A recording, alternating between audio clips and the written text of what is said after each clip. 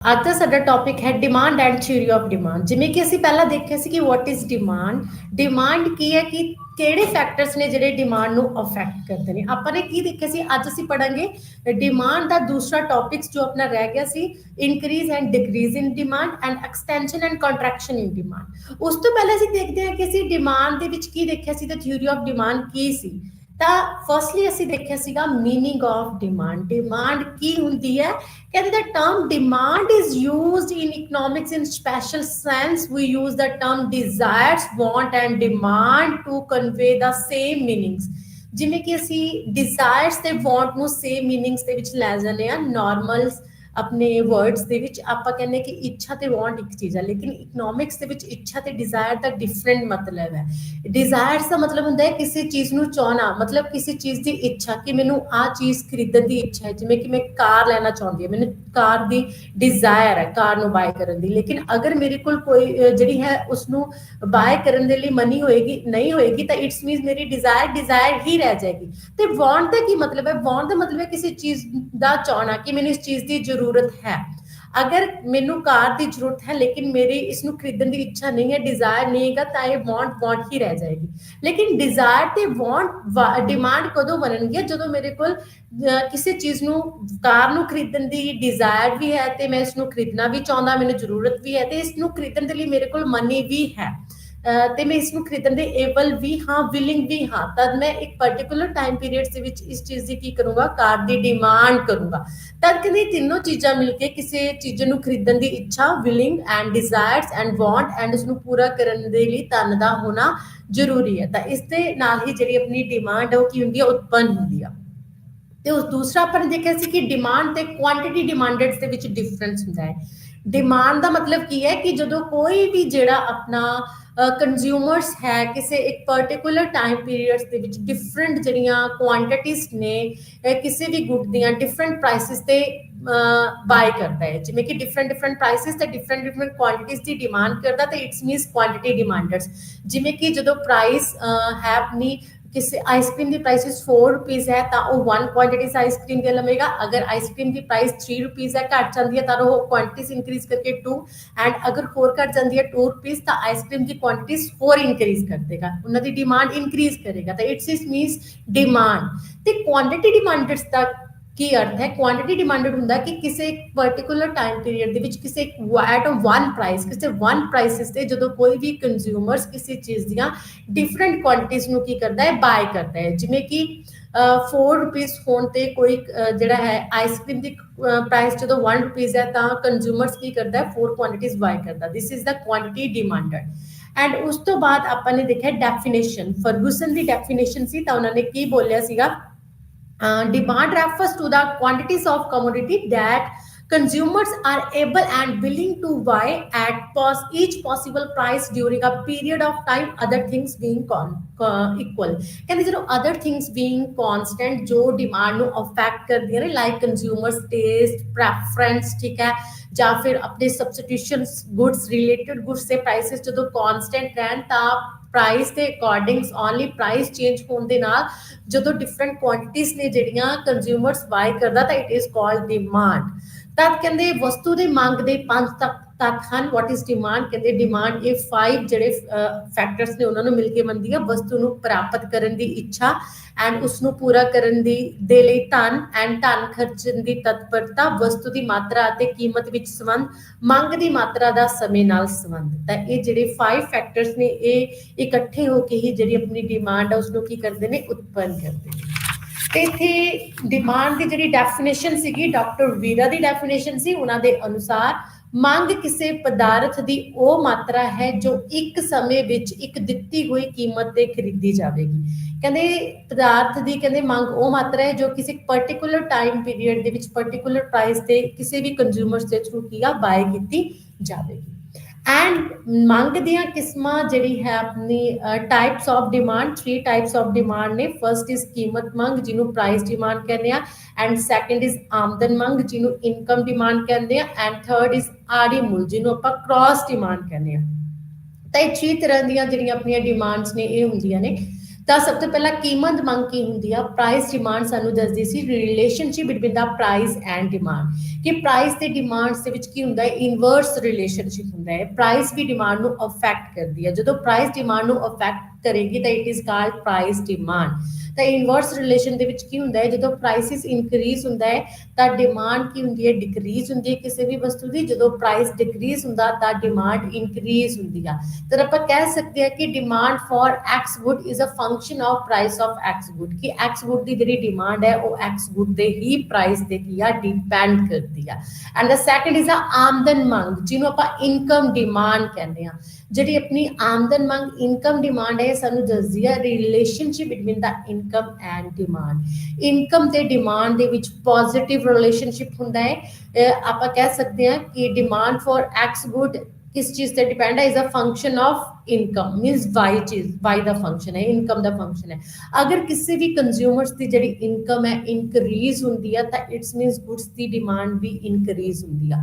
अगर income decrease हुंदी है तो गुड्स की डिमांड की है, डिक्रीज हुंदी है। In the case of normal goods, normal goods के केस ਦੇ ਵਿੱਚ ਪੋਜ਼ਿਟਿਵ ਰਿਲੇਸ਼ਨਸ਼ਿਪ ਹੋਏਗਾ between the income and demand, and Giffen and inferior goods ਦੇ ਵਿੱਚ ਨੈਗੇਟਿਵ ਰਿਲੇਸ਼ਨਸ਼ਿਪ ਹੋਏਗਾ between the income and demand. ਉਸ ਤੋਂ ਬਾਅਦ ਹੈ ਕ੍ਰਾਸ ਡਿਮਾਂਡ। ਕ੍ਰਾਸ ਡਿਮਾਂਡਸ ਦੇ ਵਿੱਚ ਰਿਲੇਟਡ ਗੁੱਡਸ ਆਉਂਦੀਆਂ ਨੇ, ਜਿਨ੍ਹਾਂ ਦੇ ਵਿੱਚ substitution goods and cross goods ਆਉਂਦੀਆਂ ਨੇ। ਤਾਂ ਇਹਨਾਂ ਦੇ ਵਿੱਚ ਸਬਸਟੀਟਿਊਸ਼ਨ ਗੁੱਡਸ ਜਿਵੇਂ ਕਿ ਟੀ ਐਂਡ ਕਾਫੀ, ਕਹਿੰਦੇ ਇਹਦੇ ਵਿੱਚ ਕੀ ਆ, X and Y two types of goods ਨੇ। ਜਦੋਂ ਐਕਸ ਦੀ ਜਿਹੜੀ ਪ੍ਰਾਈਸ ਹੈ ਇਨਕਰੀਜ਼ ਹੋ ਜਾਂਦੀ ਹੈ ਤਾਂ ਇਟਸ ਮੀਨਸ ਜਿਹੜੀ ਆਪਣੀ ਵਾਈ ਦੀ ਡਿਮਾਂਡ ਆ ਉਹਦੇ ਨਾਲ ਇਨਕਰੀਜ਼ ਹੋ ਜਾਏਗੀ। ਜਿਵੇਂ ਕਿ ਟੀ ਐਂਡ ਕਾਫੀ ਹੈ, T and coffee substitution goods ਨੇ। ਆਪਾਂ ਟੀ ਦੀ ਜਗ੍ਹਾ ਤੇ ਕਾਫੀ ਵੀ ਲੈ ਸਕਦੇ ਹਾਂ ਤੇ ਕਾਫੀ ਦੀ ਜਗ੍ਹਾ ਤੇ ਟੀ ਵੀ ਲੈ ਸਕਦੇ ਹਾਂ। ਜਦੋਂ ਟੀ ਦੀ ਪ੍ਰਾਈਸ ਦੇ ਵਿੱਚ ਇਨਕਰੀਜ਼ ਹੋ ਜਾਵੇ ਤਾਂ ਕਿ ਟੀ ਦੀ ਡਿਮਾਂਡ ਘਟ ਜਾਂਦੀ ਆ, ਤਾਂ ਜਿਹੜੇ ਆਪਣੇ ਕਸਟਮਰਸ ਨੇ ਉਹਦੀ ਜਗ੍ਹਾ ਤੇ ਕੀ ਆ, ਵਾਈ ਮੀਨਸ ਕਾਫੀ ਦੀ ਡਿਮਾਂਡ ਹੈ ਜਿਹੜੀ ਉਹਨੂੰ ਇਨਕਰੀਜ਼ ਕਰਨਗੇ। ਤਾਂ ਉਸ ਤਰ੍ਹਾਂ ਦੂਸਰਾ ਹੈ ਆਪਣਾ ਕ੍ਰਾਸ ਡਿਮਾਂਡ ਇਨ ਦਾ ਕੰਪਲੀਮੈਂਟਰੀ ਗੁੱਡਸ ਦੇ ਕੇਸ ਦੇ ਵਿੱਚ। ਕੰਪਲੀਮੈਂਟਰੀ ਗੁੱਡਸ ਕਿਹੜੀਆਂ ਗੁੱਡਸ ਹੁੰਦੀਆਂ ਨੇ, ਜਿਹੜੀਆਂ ਪੂਰਕ ਗੁੱਡਸ ਹੁੰਦੀਆਂ ਨੇ। ਜਿਵੇਂ ਕਿ ਆਪਣਾ ਕਾਰ ਤੇ ਪੈਟਰੋਲ ਹੋ ਗਿਆ, ਤਾਂ ਇਹਦੇ ਵਿੱਚ ਜਿਵੇਂ ਕਿ ਕਾਰ ਦੀ ਪ੍ਰਾਈਸਿਸ ਇਨਕਰੀਜ਼ ਹੋ ਜਾਂਦੀ ਹੈ ਤਾਂ ਇਹਦੇ ਨਾਲ ਜਿਹੜਾ ਪੈਟਰੋਲ ਹੈ ਉਹਦੀ ਜਿਹੜੀ ਡਿਮਾਂਡ ਉਹ ਕੀ ਹੋ ਜਾਏਗੀ, ਡਿਕਰੀਜ਼ ਹੋ ਜਾਏਗੀ। ਕਿਉਂਕਿ ਕਾਰ ਦੀ ਪ੍ਰਾਈਸਿਸ ਇਨਕਰੀਜ਼ ਹੋਣ ਦੇ ਨਾਲ ਕਾਰ ਦੀ ਜਿਹੜੀ ਡਿਮਾਂਡ ਆ ਉਹ ਡਿਕਰੀਜ਼ ਹੋਏਗੀ। ਤਾਂ ਕਾਰ ਦੀ ਡਿਮਾਂਡ ਡਿਕਰੀਜ਼ ਹੋਏਗੀ ਤਾਂ ਇਟਸ ਮੀਨਸ ਪੈਟਰੋਲ ਆ ਜਿਹੜਾ ਉਹ ਕਾਰ ਦੇ ਵਿੱਚ ਪੈਂਦਾ ਹੈ ਤਾਂ ਪੈਟਰੋਲ ਦੀ ਜਿਹੜੀ ਪ੍ਰਾਈਸਿਸ ਉਹ ਵੀ ਕੀ ਹੋ ਜਾਏਗੀ, ਡਿਕਰੀਜ਼ ਹੋ ਜਾਏਗੀ। ਐਂਡ ਇਹ ਸੀਗਾ 3 ਟਾਈਪਸ ਆਫ ਡਿਮਾਂਡ। ਐਂਡ ਉਸ ਤੋਂ ਬਾਅਦ ਲਾਅ ਆਫ ਡਿਮਾਂਡ, ਕਹਿੰਦੇ ਪ੍ਰੋਫੈਸਰ ਵਿਲਾਸ ਦੇ ਅਨੁਸਾਰ ਜਿਹੜਾ ਲਾਅ ਆਫ ਡਿਮਾਂਡ ਹੈ, ਮੰਗ ਦਾ ਨਿਯਮ, ਸਾਨੂੰ ਕੀ ਦੱਸਦਾ ਹੈ, ਹੋਰ ਦੂਜੀਆਂ ਗੱਲਾਂ ਸਮਾਨ ਰਹਿਣ ਤੇ ਇੱਕ ਨਿਸ਼ਚਿਤ ਸਮੇਂ ਵਿੱਚ ਕੀਮਤ ਘੱਟ ਹੋਣ ਤੇ ਵਸਤੂ ਦੀ ਮੰਗ ਵਧੇਗੀ ਅਤੇ ਕੀਮਤ ਵੱਧ ਹੋਣ ਤੇ ਵਸਤੂ ਦੀ ਮੰਗ ਘੱਟ ਜਾਏਗੀ। ਮੀਨਸ ਇਨਵਰਸ ਰਿਲੇਸ਼ਨਸ਼ਿਪ ਹੁੰਦਾ ਜਦੋਂ ਪ੍ਰਾਈਸ ਤੇ ਡਿਮਾਂਡ ਦੇ ਵਿੱਚ। ਤਾਂ ਸਾਨੂੰ ਕਿਹਦੇ ਥਰੂ ਪਤਾ ਲੱਗਦਾ ਹੈ, ਲਾਅ ਆਫ ਡਿਮਾਂਡ ਦੇ ਥਰੂ ਪਤਾ ਲੱਗਦਾ ਹੈ। ਤਾਂ ਆਪਾਂ ਇਹਦੇ ਵਿੱਚ ਕਹਿ ਸਕਦੇ ਹਾਂ ਕਿ ਜਿਹੜੀ ਡਿਮਾਂਡ ਫॉर ਐਕਸ ਗੁੱਡ ਕਿਸ ਚੀਜ਼ ਦਾ ਫੰਕਸ਼ਨ ਹੈ, price of X good means P X, ਅੱਗੇ price of related goods means P R, ਅੱਗੇ y means income and t means taste and preference of the consumers। ਇੱਥੇ ਤੁਸੀਂ ਦੇਖ ਸਕਦੇ ਹੋ ਕਿ ਮੰਗ ਦੇ ਨਿਯਮ ਦੇ ਵਿੱਚ ਕੀ ਹੁੰਦਾ ਹੈ, ਸਿਰਫ ਕਹਿੰਦੇ ਜਿਹੜੀ ਅਦਰ ਥਿੰਗਸ ਨੇ being constant, price of related goods and income and T means P R Y ਤੇ ਟੀ ਆ ਜਿਹੜਾ ਉਹ ਕੀ ਰਹਿੰਦਾ ਹੈ, ਕਨਸਟੈਂਟ ਰਹਿੰਦਾ ਹੈ। ਓਨਲੀ ਜਿਹੜਾ ਪ੍ਰਾਈਸ ਆਫ ਐਕਸ ਗੁੱਡ ਆ ਉਹਦੇ ਇਨਕਰੀਜ਼ ਡਿਕਰੀਜ਼ ਹੋਣ ਦੇ ਨਾਲ ਡਿਮਾਂਡ ਫॉर ਜਿਹੜੀ ਐਕਸ ਗੁੱਡ ਆ ਉਹ ਕੀ ਹੁੰਦੀ ਆ, ਇਨਕਰੀਜ਼ ਡਿਕਰੀਜ਼ ਹੁੰਦੀ ਆ। ਤਾਂ ਤੇ ਕਹਿ ਸਕਦੇ ਕਿ ਇਨਵਰਸ ਰਿਲੇਸ਼ਨਸ਼ਿਪ ਹੈ ਦੋਨਾਂ ਦੇ ਵਿੱਚ। ਤਾਂ ਆਪਾਂ ਇਸ ਤੋਂ ਬਾਅਦ ਦੇਖਦੇ ਹਾਂ ਕਿ ਕੁਝ ਅਜੰਪਸ਼ਨਸ ਨੇ, ਬੇਸਿਕ ਅਜੰਪਸ਼ਨਸ ਜੋ ਕਹਿੰਦੇ ਲਾਅ ਆਫ ਡਿਮਾਂਡ ਦੇ ਵਿੱਚ ਅਪਲਾਈ ਹੁੰਦੀਆਂ ਨੇ। there should be no change in the price of good, there should be no change in the income of the consumers, there should be no change taste and preference of the customers, and there should be no change in the wealth of consumers means income, and the consumer does not expect any change in the price of the commodity in the near futures। कि futures ਦੇ ਵਿੱਚ prices increase decrease ਹੋਣ ਦੀਆਂ ਕਿਸੇ ਵੀ good ਦੀਆਂ ਸੰਭਾਵਨਾਵਾਂ ਨਹੀਂ ਹੈਗੀਆਂ। only x ਗੁੱਡ ਦਾ ਪ੍ਰਾਈਸ ਹੀ ਡਿਮਾਂਡ ਨੂੰ ਅਫੈਕਟ ਕਰੇਗਾ law of demand ਦੇ ਵਿੱਚ। ਮੰਗ ਦੇ ਨਿਯਮ ਦੇ ਨੂੰ ਜਾਣਨ ਦੇ ਲਈ ਕਹਿੰਦੇ 2 ਟਾਈਪਸ ਆਫ ਸ਼ਡਿਊਲਸ ਨੇ ਜਿਨ੍ਹਾਂ ਨੂੰ ਦੇਖਣਾ ਜ਼ਰੂਰੀ ਹੈ। First is individual demand schedule and second is industry ਔਰ ਮਾਰਕੀਟ ਡਿਮਾਂਡ ਸ਼ਡਿਊਲ। ਤਾਂ ਇੰਡੀਵਿਜੂਅਲ ਡਿਮਾਂਡ ਸ਼ਡਿਊਲ ਨੂੰ ਆਪਾਂ ਵਿਅਕਤੀਗਤ ਮੰਗ ਕਹਿੰਦੇ ਆ, ਉਦਯੋਗ ਜਾਂ ਬਾਜ਼ਾਰ ਮੰਗ ਸੂਚੀ ਕਹਿੰਦੇ, ਜਿਹਨੂੰ ਇੰਡਸਟਰੀ ਔਰ ਮਾਰਕੀਟ ਡਿਮਾਂਡ ਸ਼ਡਿਊਲ ਵੀ ਕਹਿੰਦੇ ਆ। ਤਾਂ ਫਸਟਲੀ ਵਿਅਕਤੀਗਤ ਮੰਗ ਸੂਚੀ ਇੰਡੀਵਿਜੂਅਲ ਡਿਮਾਂਡ ਸ਼ਡਿਊਲ ਕੀ ਹੁੰਦਾ ਹੈ ਇੰਡੀਵਿਜੂਅਲ ਡਿਮਾਂਡ ਸ਼ਡਿਊਲ ਆ ਜਿਹੜਾ ਸਾਨੂੰ ਉਹ ਸਾਨੂੰ ਦੱਸਦਾ ਹੈ relationship between the demand and prices ਕਿ ਕਿਸ ਤਰ੍ਹਾਂ ਇੱਕ ਜਿਹੜਾ ਕੰਜ਼ਿਊਮਰਸ ਹੈ ਉਹ ਡਿਫਰੈਂਟ ਕੁਆਂਟੀਟੀਜ਼ ਬਾਈ ਕਰਦਾ ਡਿਫਰੈਂਟ ਪ੍ਰਾਈਸਿਸ ਦੇ ਠੀਕ ਹੈ ਜਿਵੇਂ ਕਿ ਤੁਸੀਂ ਦੇਖ ਸਕਦੇ ਹੋ ਫॉर एग्जांपल ਐਕਸ ਗੁੱਡ ਹੈ ਐਕਸ ਗੁੱਡ ਕਿਹੜੀ ਆ ਆਈਸਕ੍ਰੀਮ ਆ ਤਾਂ ਇੰਡੀਵਿਜੂਅਲ ਡਿਮਾਂਡ ਸ਼ਡਿਊਲ ਜਿਹੜਾ ਸਾਨੂੰ ਇੱਕ ਕੰਜ਼ਿਊਮਰਸ ਇੱਕ ਇੰਡੀਵਿਜੂਅਲਸ ਦੇ ਦੁਆਰਾ ਕੀਤੀ ਗਈ ਡਿਮਾਂਡ ਨੂੰ ਕੀ ਆ ਰਿਪਰੈਜ਼ੈਂਟ ਕਰਦਾ ਹੈ ਜਿਵੇਂ ਕਿ ਇੱਕ ਇੰਡੀਵਿਜੂਅਲਸ ਆਈਸਕ੍ਰੀਮ ਦੀ ਜਦੋਂ ਕੀਮਤ 1 ਰੁਪਏ ਸੀ ਜਿਵੇਂ ਕਿ ਤੁਸੀਂ ਫਰਸਟ ਕਾਲਮ ਦੇ ਵਿੱਚ ਦੇਖ ਸਕਦੇ ਹੋ ਆਈਸਕ੍ਰੀਮ ਦੀ ਕੀਮਤ 1 ਰੁਪਏ ਸੀ ਤਾਂ ਆਈਸਕ੍ਰੀਮ ਦੀਆਂ 4 ਕੁਆਂਟੀਟੀਜ਼ ਬਾਈ ਕਰਦਾ ਸੀ ਐਂਡ ਜਦੋਂ ਆਈਸਕ੍ਰੀਮ ਦੀ ਕੀਮਤ ਇਨਕਰੀਜ਼ ਹੋ ਗਈ 1 to 2 ਤਦ ਉਹਨੇ ਕੁਆਂਟੀਟੀਜ਼ ਡਿਕਰੀਜ਼ ਕੀਤੀ ਆਈਸਕ੍ਰੀਮ ਦੀ ਮੰਗ ਘਟਾਈ ਉਹਨੇ 4 to 3 ਕਰ ਦਿੱਤੀ ਉਸ ਤੋਂ ਬਾਅਦ ਜਦੋਂ ਹੋਰ ਕੀਮਤ ਇਨਕਰੀਜ਼ 2 to 3 ਤਦ ਕਦੇ ਆਈਸਕ੍ਰੀਮ ਦੀ ਜਿਹੜੀ ਹੈ ਡਿਮਾਂਡ ਹੋਰ ਇਨਕਰੀਜ਼ 3 to 2 ਹੋ ਗਈ ਐਂਡ 3 to 4 ਕੀਮਤ increase and demand decrease 2 to 1 ਹੋ ਗਈ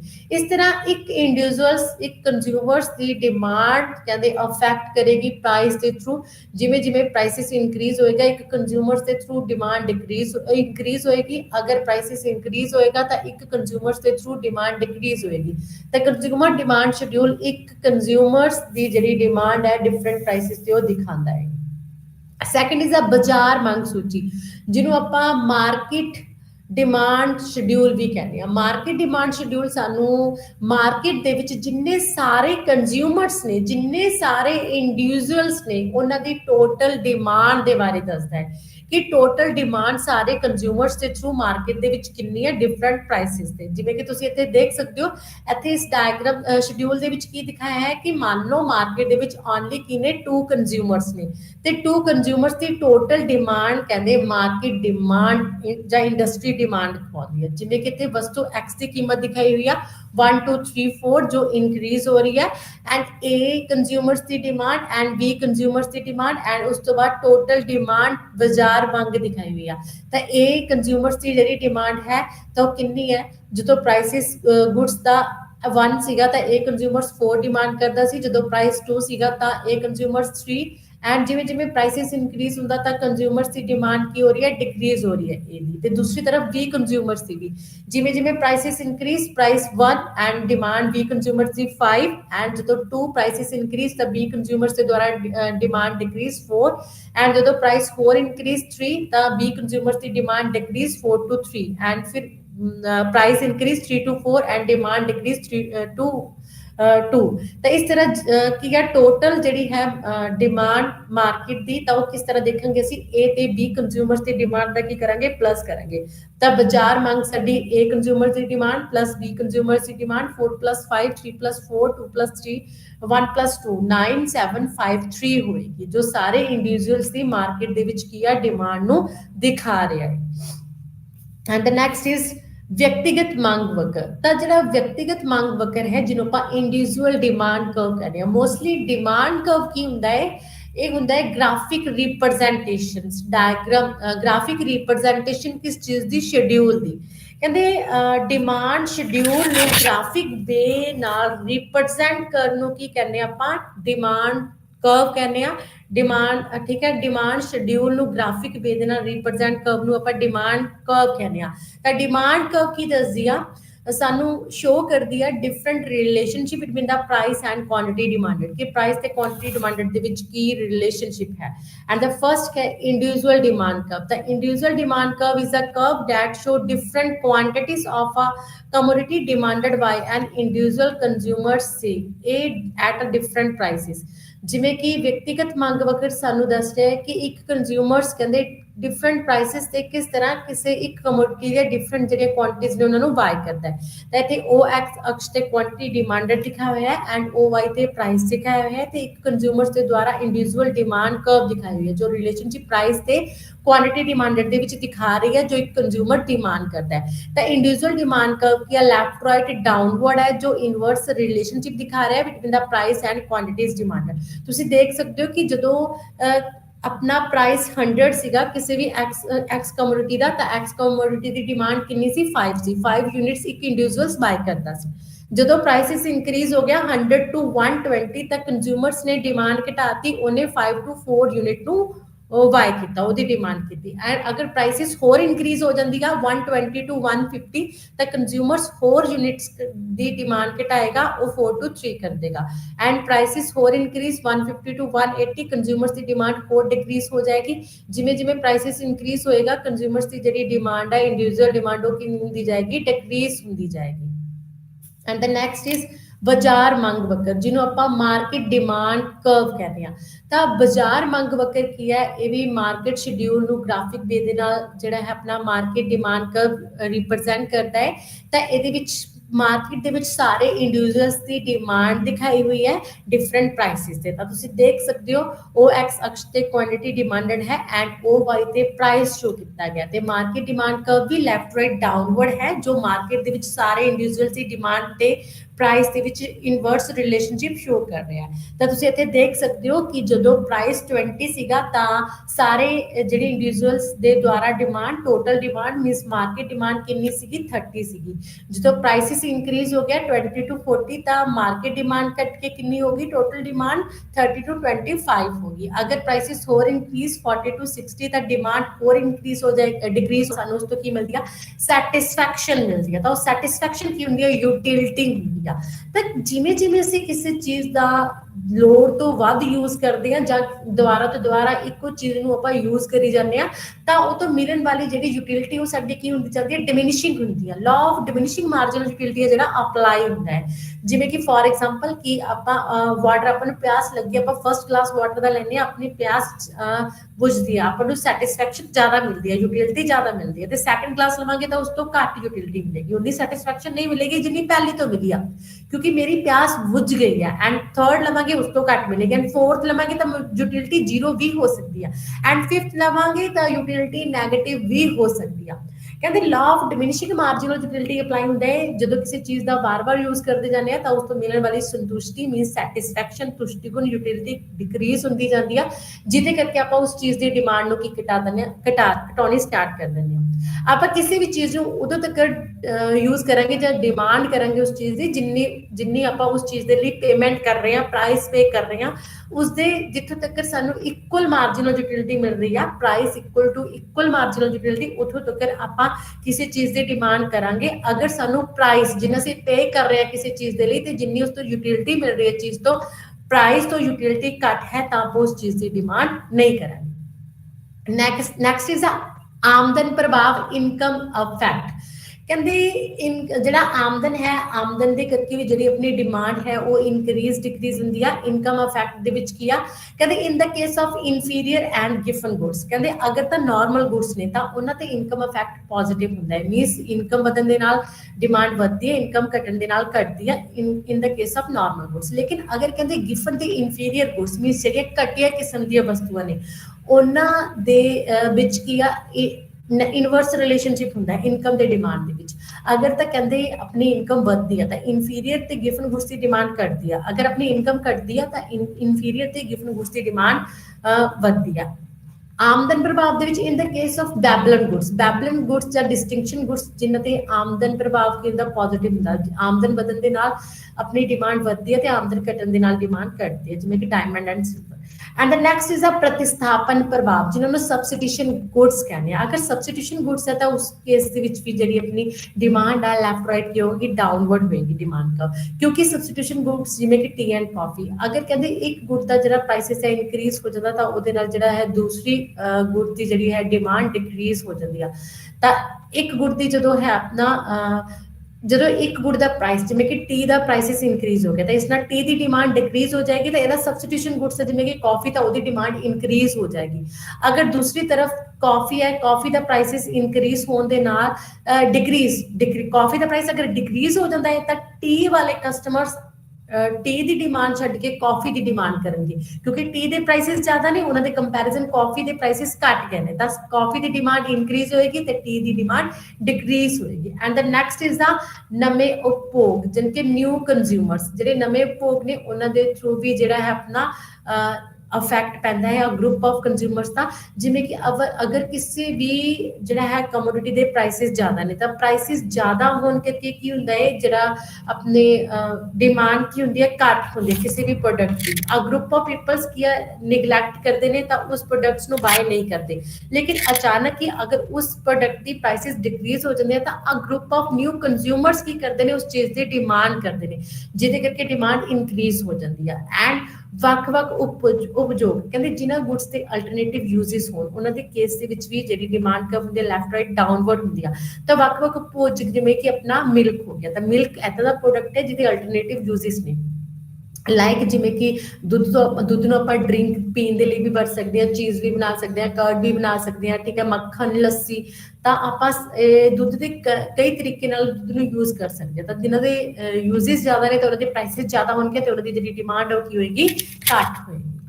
ਐਂਡ ਦ ਨੈਕਸਟ ਇਜ਼ ਮੰਗ ਦੇ ਨਿਰਧਾਰਿਤ ਤੱਤ ਮੰਗ ਫਲਨ ਕਹਿੰਦੇ ਕਿਹੜੇ ਫੈਕਟਰਸ ਨੇ but in the case of ਇੱਕ ਗੱਲ ਹੋਰ ਇੱਥੇ in the case of exceptions to the law of and exceptional demand curve ਕਹਿੰਦੇ ਕਈ ਕੇਸਿਸ ਐਦਾਂ ਦੇ ਹੁੰਦੇ ਨੇ ਜਿਹਦੇ ਵਿੱਚ ਐਕਸੈਪਸ਼ਨਲ ਕੇਸ ਹੁੰਦਾ ਜਿਹੜੀ ਡਿਮਾਂਡ ਕਰਵ ਕੀ ਹੁੰਦੀ ਆ ਉਹ ਕਿਉਂਕਿ ਲੈਫਟ ਰਾਈਟ ਅਪਵਰਡ ਹੁੰਦੀ ਆ।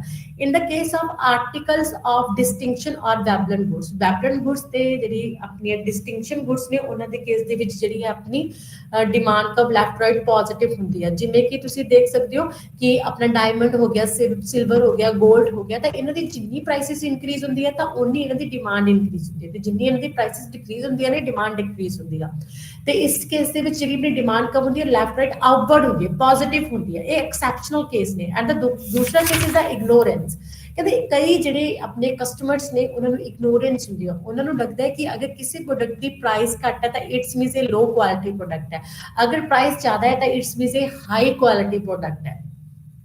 ਤਾਂ ਇਹ ਰੀਜ਼ਨ ਹੁੰਦਾ ਲੋ ਤੇ ਹਾਈ ਕੁਆਲਿਟੀ ਪ੍ਰੋਡਕਟਸ ਦਾ ਜਿਨ੍ਹਾਂ ਦੇ ਕਰਕੇ ਕੀ ਹੁੰਦੀ ਹੈ ਜਿਹੜੀ ਆਪਣੀ ਡਿਮਾਂਡ ਹੈ ਉਹ ਅਫੈਕਟ ਹੁੰਦੀ ਆ ਕਿਉਂਕਿ ਅਗਰ ਪ੍ਰਾਈਸਿਸ ਡਿਕਰੀਜ਼ ਹੁੰਦੇ ਨੇ ਤਾਂ ਇਟਸ ਮੀਨਸ ਡਿਮਾਂਡ ਡਿਕਰੀਜ਼, ਅਗਰ ਪ੍ਰਾਈਸਿਸ ਇੰਕਰੀਜ਼ ਹੁੰਦੇ ਨੇ ਤਾਂ ਇਟਸ ਮੀਨਸ ਡਿਮਾਂਡ ਇਨਕਰੀਜ਼ ਕਿਉਂਕਿ ਜ਼ਿਆਦਾ ਪ੍ਰਾਈਸਿਸ ਵਾਲੀ ਦੀ ਕੁਆਲਿਟੀ ਜਿਹੜੀ ਅੱਛੀ ਮੰਨੀ ਜਾਂਦੀ ਆ ਉਹ ਅੱਛਾ ਪ੍ਰੋਡਕਟ ਮੰਨਿਆ ਜਾਂਦਾ ਹੈ ਇਗਨੋਰੈਂਸ ਦੇ ਕਰਕੇ। ਤਾਂ ਦੈਟ ਇਜ਼ ਵਾਈ ਕਿ ਜਿਹੜੀ ਆਪਣੀ ਡਿਮਾਂਡ ਕਰਵ ਹੁੰਦੀ ਉਹ ਲੈਫਟ ਰਾਈਟ ਅਪਵਰਡ ਹੁੰਦੀ ਹੈ ਵੀ ਐਕਸੈਪਸ਼ਨਲ ਕੇਸ ਹੈ। ਐਂਡ ਦ ਗਿਫਨ ਗੁੱਡਸ ਕਹਿੰਦੇ ਗਿਫਨ ਗੁੱਡਸ ਦੇ ਕੇਸ ਦੇ ਵਿੱਚ ਵੀ ਜਿਹੜੀ ਆਪਣੀ ਡਿਮਾਂਡ ਕਰਵ ਹੁੰਦੀ ਉਹ ਲੈਫਟ ਰਾਈਟ ਕੀ ਹੁੰਦੀ ਆ ਪੋਜ਼ਿਟਿਵ ਹੁੰਦੀ ਆ। ਗਿਫਨ ਗੁੱਡਸ ਮੀਨਸ ਅਗਰ ਕਿਸੇ ਗੁੱਡਸ ਦੀ ਜਿਹੜੀ ਥੋੜੀ ਜਿਹੀ ਘਟੀ ਕਿਸਮ ਦੀ ਵਸਤੂ ਹੁੰਦੀ ਹੈ ਗਿਫਨ ਗੁੱਡਸ ਦੇ ਕੇਸ ਦੇ ਵਿੱਚ ਅਗਰ ਕਿਸੇ ਗੁੱਡ ਦੀ ਪ੍ਰਾਈਸਿਸ ਗਿਫਨ ਗੁੱਡਸ ਦੀ ਡਿਕਰੀਜ਼ ਹੁੰਦੀ ਹੈ ਤਾਂ ਇਟਸ ਮੀਨਸ ਉਹਦੀ ਡਿਮਾਂਡ ਵੀ ਡਿਕਰੀਜ਼ ਹੁੰਦੀ ਆ। अगर गिवन गुड्स की प्राइसेस इंक्रीज होंगी है तो उन्होंने डिमांड भी इंक्रीज होंगी है। And the next is the exceptional case वो है जिहदे अपनी जी डिमांड कब है वो भी लैफ्ट राइट अपवर्ड होंगी है। तो वो रीजन की है एक्सैप्शनल ऑफ राइज और fall in the price in the future. अगर फ्यूचर एक्सपैक्टेशंस ने सानू लगता है कि फ्यूचर से विच प्राइसेस होर ज्यादा इंक्रीज हो जाएंगे जिवें कि गोल्ड है गोल्ड दी प्राइसेस लगातार इंक्रीज हो रही ने तो कई जिहड़े कस्टमर्स ने वो गोल्ड दी हुण डिमांड प्रेजेंट टाइम इंक्रीज कर देंगे ने जबकि प्राइसेस इंक्रीज होंदियां ने। एंड अगर लगता है कि फ्यूचर से विच प्राइसेस डिक्रीज होणगे तो हुण दे टाइम दे विच प्राइसेस की है डिमांड अपनी डिक्रीज कर देंगे ने। तो इस केस दे विच भी जिहड़ी अपनी डिमांड कर्व हुंदी है वो लैफ्ट राइट की हुंदी है अपवर्ड होंदी है। एंड ये सीगे अपने मंग वक्र दी ढलान रात्मक तो होंदी है ते एक्सैप्शनल केसेस की जिहदे विच राइट वर्ड अपनी डिमांड कर्व की होंदी है। नेक्स्ट इज मंग दी निर्धारित तत्त मंग फलन कि जिहड़ा अपना determinants of demand curve demand curves के किहड़े-किहड़े डिटरमिनेंट्स ने। फर्स्ट इज वस्तु दी अपनी कीमत price of his own goods कहते प्राइस ऑफ द कमोडिटी कहते हर एक जी एक्स गुड है वो डिमांड नो एक्स गुड की ही कीमत है जी वो की करेगी प्रभावित करेगी। कहते जोड़ा है इन्होंने रिलेशनशिप होंगे है इनवर्स रिलेशनशिप एक्स गुड की प्राइस तो एक्स गुड की डिमांड अगर एक्स गुड की प्राइसिस डिक्रीज हो जाती है तो एक्स गुड की जी है लोग ज़्यादा डिमांड करेंगे क्योंकि उस गुड की प्राइसिस डिक्रीज होगी। अगर एक्स गुड की प्राइसिस इंक्रीज हो जाती है तो जो इंडिविजुअल्स ने उस एक्स गुड की डिमांड घट करेंगे। एंड संबंधित वस्तुओं की कीमत तो ये जो अपना सबस्टिट्यूशन गुड्स आ गया कंप्लीमेंटरी गुड्स आ गया मीनस प्राइस रिलेटेड गुड्स जी एक दूसरे से डिपेंड करती हैं उस तरह के गुड्स जिवें कि tea and coffee substitution goods ਦੇ ਕੇਸ ਦੇ ਵਿੱਚ ਕੀ ਹੋਏਗਾ, x and y two goods ਨੇ, ਜਦੋਂ x ਗੁੱਡ ਦੀ ਪ੍ਰਾਈਸਿਸ ਇੰਕਰੀਜ਼ ਹੋ ਜਾਏਗੀ ਤਾਂ x ਗੁੱਡ ਦੀ ਲੋਕ ਡਿਮਾਂਡ ਘਟਾ ਦੇਣਗੇ, ਤਾਂ x ਦੀ ਜਗ੍ਹਾ ਤੇ ਜਿਹੜਾ ਉਹਦਾ ਸਬਸਟੀਟਿਊਸ਼ਨ ਹੈ y ਗੁੱਡ ਦੀ ਡਿਮਾਂਡ ਕੀ ਹੋ ਜਾਏਗੀ, ਇੰਕਰੀਜ਼ ਹੋ ਜਾਏਗੀ। ਅਗਰ y ਗੁੱਡ ਦੀ ਜਿਹੜੀ ਡਿਮਾਂਡ ਹੈ, ਪ੍ਰਾइस है ਜਿਹੜਾ ਉਹ ਡਿਕਰੀਜ਼ ਹੋ ਗਿਆ, ਤਾਂ x ਗੁੱਡ ਦੀ ਜਿਹੜੀ ਡਿਮਾਂਡ ਹੈ ਉਹ ਕੀ ਹੋ ਜਾਏਗੀ, ਡਿਕਰੀਜ਼ ਹੋ ਜਾਏਗੀ। ਲੋਕ x ਗੁੱਡ ਨੂੰ ਛੱਡ ਕੇ y ਗੁੱਡ ਦੀ ਡਿਮਾਂਡ ਨੂੰ ਕੀ ਕਰ ਲੈਣਗੇ, ਇਨਕਰੀਜ਼ ਕਰ ਦੇਣਗੇ। ਜਿਵੇਂ ਕਿ T and coffee and soft drinks, cold drinks ਨੇ, ਆਪਣਾ ਕੋਕ ਹੋ ਗਿਆ, ਲਿਮਕਾ ਹੋ ਗਿਆ, ਤਾਂ ਇਹਨਾਂ ਦੇ ਵਿੱਚ ਜਦੋਂ ਇੱਕ ਪ੍ਰੋਡਕਟ ਦੀ ਪ੍ਰਾਈਸਿਸ ਇੰਕਰੀਜ਼ ਡਿਕਰੀਜ਼ ਹੁੰਦੀ ਆ, ਤਾਂ ਇਸ ਨਾਲ ਦੂਸਰੇ ਪ੍ਰੋਡਕਟ ਦੀ ਡਿਮਾਂਡ ਆ ਜਿਹੜੀ ਉਹ ਕੀ ਹੋਏਗੀ, ਅਫੈਕਟ ਹੋਏਗੀ। And the case of complementary goods ਜਿਹੜੀਆਂ ਇੱਕ ਦੂਸਰੇ ਦੀਆਂ ਪੂਰਕ ਗੁੱਡਸ ਹੁੰਦੀਆਂ ਨੇ, ਜਿਹੜੀ ਇੱਕ ਦੂਸਰੇ ਦੀ ਨੂੰ ਮਿਲ ਕੇ ਹੀ ਪੂਰਾ ਬਣਦੀਆਂ ਨੇ, ਤਾਂ ਇਸ ਗੁੱਡਸ ਦੇ ਵਿੱਚ ਵੀ ਕੀ ਹੋਏਗਾ, ਜਦੋਂ ਇਹਨਾਂ ਦੀ ਗੁੱਡ ਦੀ ਪ੍ਰਾਈਸਿਸ ਇੰਕਰੀਜ਼ ਡਿਕਰੀਜ਼ ਹੋਏਗੀ ਤਾਂ ਉਸ ਨਾਲ ਦੂਸਰੇ ਗੁੱਡ ਦੀ ਜਿਹੜੀ ਹੈ ਡਿਮਾਂਡ ਤੇ ਇਫੈਕਟ ਪਏਗਾ। ਕੰਪਲੀਮੈਂਟਰੀ ਗੁੱਡਸ ਦੇ ਕੇਸ ਦੇ ਵਿੱਚ ਅਗਰ ਐਕਸ ਗੁੱਡ ਦੀ ਡਿਮਾਂਡ ਇੰਕਰੀਜ਼ ਪ੍ਰਾਈਸ ਇੰਕਰੀਜ਼ ਹੋ ਜਾਏਗੀ ਤਾਂ ਇਹਦੇ ਨਾਲ ਬਾਈ ਗੁੱਡ ਦੀ ਡਿਮਾਂਡ ਡਿਕਰੀਜ਼ ਹੋ ਜਾਏਗੀ। ਅਗਰ ਐਕਸ ਗੁੱਡ ਦੀ ਪ੍ਰਾਈਸ ਡਿਕਰੀਜ਼ ਹੋ ਜਾਏਗੀ ਤਾਂ ਇਹਦੇ ਨਾਲ ਬਾਈ ਗੁੱਡ ਦੀ ਪ੍ਰਾਈਸ ਡਿਮਾਂਡ ਇੰਕਰੀਜ਼ ਹੋ ਜਾਏਗੀ। ਜਿਵੇਂ ਕਿ ਵਿੱਚ ਕਾਰ ਤੇ ਪੈਟਰੋਲ ਆ, ਪਿਨ ਐਂਡ ਜਿਹੜੀ ਹੈ ਇੰਕ ਹੈ, ਇਹ ਜਿਹੜੇ ਨੇ ਆਪਣੇ ਕੰਪਲੀਮੈਂਟਰੀ ਗੁੱਡਸ ਦੇ ਕੇਸ ਦੇ ਵਿੱਚ ਆਉਂਦੇ ਨੇ। ਐਂਡ ਦ ਨੈਕਸਟ ਇਜ਼ ਉਪਭੋਗਤਾ ਦੀ ਰੁਚੀ ਐਂਡ ਤਰਜੀਹ। ਕਹਿੰਦੇ ਇਨਕਮ ਆਫ ਦਾ ਕੰਜ਼ਿਊਮਰਸ, ਉਪਭੋਗਤਾ ਦੀ ਆਮਦਨ, ਇਨਕਮ ਆਫ ਦਾ ਕੰਜ਼ਿਊਮਰਸ। ਕਹਿੰਦੇ ਕੰਜ਼ਿਊਮਰਸ ਦੀ ਜਿਹੜੀ ਇਨਕਮ ਹੈ, ਇਨਕਮ ਤੇ ਜਿਹੜੀ ਗੁੱਡਸ ਦੀ ਡਿਮਾਂਡ ਹੈ ਉਹਦੇ ਵਿੱਚ ਵੀ ਰਿਲੇਸ਼ਨਸ਼ਿਪ ਹੁੰਦਾ, ਪੋਜ਼ਿਟਿਵ ਰਿਲੇਸ਼ਨਸ਼ਿਪ ਹੁੰਦਾ। ਇਨਕਮ ਤੇ ਡਿਮਾਂਡ ਦੇ ਵਿੱਚ ਇਨਕਮ ਇਨਕਰੀਜ਼ ਹੋਣ ਤੇ ਕਿਸੇ ਪਰਸਨ ਦੀ ਅਗਰ 10,000 ਇਨਕਮ ਹੈ ਤਾਂ ਉਹ 100 ਗੁੱਡਸ ਨੂੰ ਬਾਈ ਕਰਦਾ ਹੈ, ਅਗਰ ਉਹਦੀ 20,000 ਹੋਗੀ ਤਾਂ 200 ਗੁੱਡਸ ਨੂੰ ਬਾਈ ਕਰੇਗਾ, ਕਿਉਂਕਿ ਉਹਦੀ ਪਰਚੇਸਿੰਗ ਪਾਵਰ ਇਨਕਰੀਜ਼ ਹੋ ਜਾਏਗੀ। ਤਾਂ ਇਟਸ ਮੀਨਸ ਇਨਕਮ ਵਧਣ ਦੇ ਨਾਲ ਕੰਜ਼ਿਊਮਰਸ ਦੀ ਡਿਮਾਂਡ ਵਧੇਗੀ, ਇਨਕਮ ਘਟਣ ਦੇ ਨਾਲ ਕੰਜ਼ਿਊਮਰਸ ਦੀ ਡਿਮਾਂਡ ਘਟੇਗੀ, ਤੇ ਇਹਨਾਂ ਦੇ ਵਿੱਚ ਇਨਵਰਸ ਆਪਣਾ ਪੋਜ਼ਿਟਿਵ ਰਿਲੇਸ਼ਨਸ਼ਿਪ ਹੁੰਦਾ ਹੈ। ਕਹਿੰਦੇ ਜਿਹੜੇ ਗੁੱਡਸ ਨੇ ਉਹ ਮੋਸਟਲੀ 3 ਟਾਈਪਸ ਦੀ ਹੁੰਦੀਆਂ ਨੇ, ਨਾਰਮਲ ਗੁੱਡਸ ਹੋ ਗਿਆ, ਗਿਵਨ ਗੁੱਡਸ ਹੋ ਗਿਆ, ਨੈਸੈਸਿਟੀ ਐਂਡ ਇਨਐਕਸਪੈਂਸਿਵ ਗੁੱਡਸ ਹੋ ਗਿਆ, ਐਂਡ ਇਨਫੀਰੀਅਰ ਗੁੱਡਸ ਹੋ ਗਿਆ। In the case of normal goods, ਅਗਰ ਨਾਰਮਲ ਗੁੱਡਸ ਨੂੰ ਆਪਾਂ ਮਾਰਕੀਟ ਦੇ ਵਿੱਚ ਦੇਖੀਏ ਤਾਂ ਨਾਰਮਲ ਗੁੱਡਸ ਦੀ ਤੇ ਇਨਕਮ ਦੇ ਵਿੱਚ ਕੀ ਹੁੰਦਾ, ਪੋਜ਼ਿਟਿਵ ਰਿਲੇਸ਼ਨਸ਼ਿਪ ਹੁੰਦਾ ਹੈ। ਅਗਰ ਇਨਕਮ ਵਧਦੀ ਹੈ ਤਾਂ ਨਾਰਮਲ ਗੁੱਡਸ ਦੀ ਡਿਮਾਂਡ ਵਧਦੀ ਹੈ, ਅਗਰ ਇਨਕਮ ਘਟਦੀ ਹੈ ਤਾਂ ਨਾਰਮਲ ਗੁੱਡਸ ਦੀ ਡਿਮਾਂਡ ਘਟਦੀ ਆ। What the in the case of inferior goods ਦੇ ਕੇਸ ਦੇ ਵਿੱਚ ਕੀ ਹੁੰਦਾ ਹੈ, ਜਿਹੜਾ ਇਨਕਮ ਤੇ ਆਪਣਾ ਡਿਮਾਂਡ ਹੁੰਦੀ ਹੈ ਉਹਦੇ ਵਿੱਚ ਇਨਵਰਸ ਰਿਲੇਸ਼ਨਸ਼ਿਪ ਹੁੰਦਾ ਹੈ। ਅਗਰ ਇਨਕਮ ਵਧੇਗੀ ਤਾਂ ਇਨਫੀਰੀਅਰ ਗੁੱਡਸ ਹੁੰਦੀਆਂ ਨੇ ਘਟੀਆ ਕਿਸਮ ਦੀਆਂ ਵਸਤੂਆਂ, ਇਨਕਮ ਵਧਣ ਦੇ ਨਾਲ ਇਨਫੀਰੀਅਰ ਗੁੱਡਸ ਦੀ ਡਿਮਾਂਡ ਘਟਦੀ ਹੈ, ਇਨਕਮ ਘਟਣ ਦੇ ਨਾਲ ਇਨਫੀਰੀਅਰ ਗੁੱਡਸ ਦੀ ਡਿਮਾਂਡ ਜਿਹੜੀ ਉਹ ਇਨਕਰੀਜ਼ ਹੁੰਦੀ ਹੈ। Next is necessities of life and inexpensive goods. ਜਿਹੜੇ ਇਨਐਕਸਪੈਂਸਿਵ ਤੇ ਨੈਸੈਸਿਟੀ ਗੁੱਡਸ ਨੇ, ਜਿਵੇਂ ਕਿ ਮਾਚਿਸ ਹੋ ਗਿਆ, ਨਮਕ, ਸਾਲਟ ਹੋ ਗਿਆ, ਤਾਂ ਇਹਨਾਂ ਦੀ ਜਿਹੜੀ ਆਪਣੀ ਡਿਮਾਂਡ ਹੁੰਦੀ ਹੈ ਕੌਨਸਟੈਂਟ ਹੁੰਦੀ ਆ, ਚਾਹੇ ਕਹਿੰਦੇ ਪ੍ਰਾਈਸਿਸ ਇਨਕਰੀਜ਼ ਹੋਣ ਚਾਹੇ ਡਿਕਰੀਜ਼ ਹੋਣ, ਇਹਨਾਂ ਦੀ ਡਿਮਾਂਡ ਤੇ ਕੋਈ ਵੀ ਇਫੈਕਟ ਨਹੀਂ ਪੈਂਦਾ, ਕਿਉਂਕਿ ਇਹ ਆਪਾਂ ਉਨੀ ਹੀ ਕੁਆਂਟੀਟੀ ਦੇ ਵਿੱਚ ਕੀ ਕਰਦੇ ਹਾਂ, ਯੂਜ਼ ਕਰਦੇ ਹਾਂ। And the next is taste and preference. ਉਪਭੋਗਤਾ ਦੀ ਰੁਚੀ ਐਂਡ ਤਰਜੀਹ। ਕਹਿੰਦੇ ਉਪਭੋਗਤਾ ਦੀ ਟੇਸਟ ਤੇ ਪ੍ਰੈਫਰੈਂਸ ਦੇ ਵਿੱਚ ਜਿਹੜੀ ਡਿਮਾਂਡ ਆ ਉਹ ਕੀ ਹੁੰਦੀ ਆ, ਡਿਪੈਂਡ ਕਰਦੀ ਹੈ। ਕਹਿੰਦੇ product availability and futures income the expectation ਦੇ ਵਿੱਚ ਚਲੋ ਆਪਾਂ ਦੇਖ ਹੀ ਲੈਂਦੇ ਹਾਂ, ਲੇਕਿਨ ਇੱਥੇ ਤਰਜੀਹ ਤੇ ਰੁਚੀ ਦੇ ਵਿੱਚ ਕੀ ਆ ਜਾਂਦਾ ਹੈ, ਜਿਵੇਂ ਕਿ ਐਡਵਰਟਾਈਜ਼ਮੈਂਟ ਜੋ ਹੈ, ਆਪਣਾ ਐਡਵਰਟਾਈਜ਼ਮੈਂਟ ਹੁਣ ਬਹੁਤ ਜ਼ਿਆਦਾ ਹੁੰਦੀਆਂ ਨੇ, ਠੀਕ ਹੈ, ਟੀਵੀ, ਰੇਡੀਓ, ਸੈਲਫੋਨਸ, ਠੀਕ ਹੈ, ਚਾਹੇ ਕਿਸੇ ਵੀ ਆਪਣਾ ਉੱਤੇ ਲੈ ਲਓ, ਠੀਕ ਹੈ, ਸਾਈਟ ਤੇ ਲੈ ਲਓ, ਤਾਂ ਐਡਵਰਟਾਈਜ਼ਮੈਂਟ ਕਹਿੰਦੇ ਜਿਹੜੇ ਆਪਣੇ ਕਸਟਮਰਸ ਨੇ ਉਹਨਾਂ ਦਾ ਟੋਟਲੀ ਮਾਈਂਡ ਕੀ ਕਰ ਦਿੰਦੀਆਂ ਨੇ, ਚੇਂਜ ਕਰ ਦਿੰਦੀਆਂ ਨੇ। ਨਿਊ ਟੇਸਟ ਐਂਡ ਪ੍ਰੈਫਰੈਂਸ ਨੇ ਜਿਹੜੀਆਂ ਡਿਵੈਲਪ ਹੁੰਦੀਆਂ ਨੇ ਐਡਵਰਟਾਈਜ਼ਮੈਂਟ ਦੇ ਕਰਕੇ, ਜਿਹਦੇ ਕਰਕੇ ਕਸਟਮਰਸ ਕੀ ਕਰਦੇ ਨੇ, ਆ ਗਰੁੱਪ ਆਫ ਇੱਕ ਗੁੱਡਸ ਨੂੰ ਕੀ ਆ ਰਿਪਲੇਸ ਕਰਕੇ ਉਹਨਾਂ ਦੀ ਜਗ੍ਹਾ ਤੇ ਨਿਊ ਗੁੱਡਸ ਨੂੰ ਕੀ ਕਰਨਾ ਸਟਾਰਟ ਕਰ ਦਿੰਦੇ ਨੇ, ਬਾਏ ਕਰਨਾ ਸਟਾਰਟ ਕਰ ਦਿੰਦੇ ਨੇ, ਜਿਹਦੇ ਕਰਕੇ ਵੀ ਕਹਿੰਦੇ ਜਿਹੜੀਆਂ ਆਪਣੀਆਂ ਗੁੱਡਸ ਦੀ ਡਿਮਾਂਡ ਹੈ ਉਹ ਕੀ ਹੁੰਦੀ ਹੈ, ਇਨਕਰੀਜ਼ ਡਿਕਰੀਜ਼ ਹੁੰਦੀ ਆ। ਐਂਡ ਦ ਨੈਕਸਟ ਇਜ਼ ਕੀਮਤ ਤਬਦੀਲੀ ਦੀਆਂ ਸੰਭਾਵਨਾਵਾਂ, ਫਿਊਚਰ ਐਕਸਪੈਕਟੇਸ਼ਨਸ। ਕਹਿੰਦੇ ਫਿਊਚਰਸ ਦੇ ਵਿੱਚ ਪ੍ਰਾਈਸਿਸ ਇਨਕਰੀਜ਼ ਹੋਣ ਦੀ ਸੰਭਾਵਨਾ ਹੈ ਜਾਂ ਡਿਕਰੀਜ਼ ਹੋਣ ਦੀ ਸੰਭਾਵਨਾ ਹੈ, ਇਹਨਾਂ ਦਾ ਵੀ ਆਪਣਾ ਜੋ ਹੈ ਡਿਮਾਂਡ ਤੇ ਇਫੈਕਟ ਪੈਂਦਾ ਹੈ। ਅਗਰ ਫਿਊਚਰ ਦੇ ਵਿੱਚ ਪ੍ਰਾਈਸਿਸ ਇਨਕਰੀਜ਼ ਹੋਣ ਦਾ ਹੈ, ਸਾਨੂੰ ਕਿ ਪ੍ਰਾਈਸਿਸ ਇਨਕਰੀਜ਼ ਹੋ ਜਾਣਗੀਆਂ ਤਾਂ ਹੁਣ ਹੀ ਆਪਾਂ ਸਟਾਕ ਇਕੱਠਾ ਕਰਕੇ ਰੱਖ ਲਈ ਗੁੱਡਸ ਦਾ, ਤਾਂ ਪ੍ਰੈਜ਼ੈਂਟ ਡਿਮਾਂਡ ਹੈ ਜਿਹੜੀ ਉਹ ਜ਼ਿਆਦਾ ਹੋਏਗੀ। ਅਗਰ ਫਿਊਚਰਸ ਦੇ ਵਿੱਚ ਪ੍ਰਾਈਸਿਸ ਡਿਕਰੀਜ਼ ਹੋਣ ਦੀ ਸੰਭਾਵਨਾ ਹੈ ਤਾਂ ਪ੍ਰੈਜ਼ੈਂਟ ਜਿਹੜੀ ਡਿਮਾਂਡ ਹੈ ਉਹ ਕੀ ਹੋਏਗੀ, ਘੱਟ ਹੋਏਗੀ।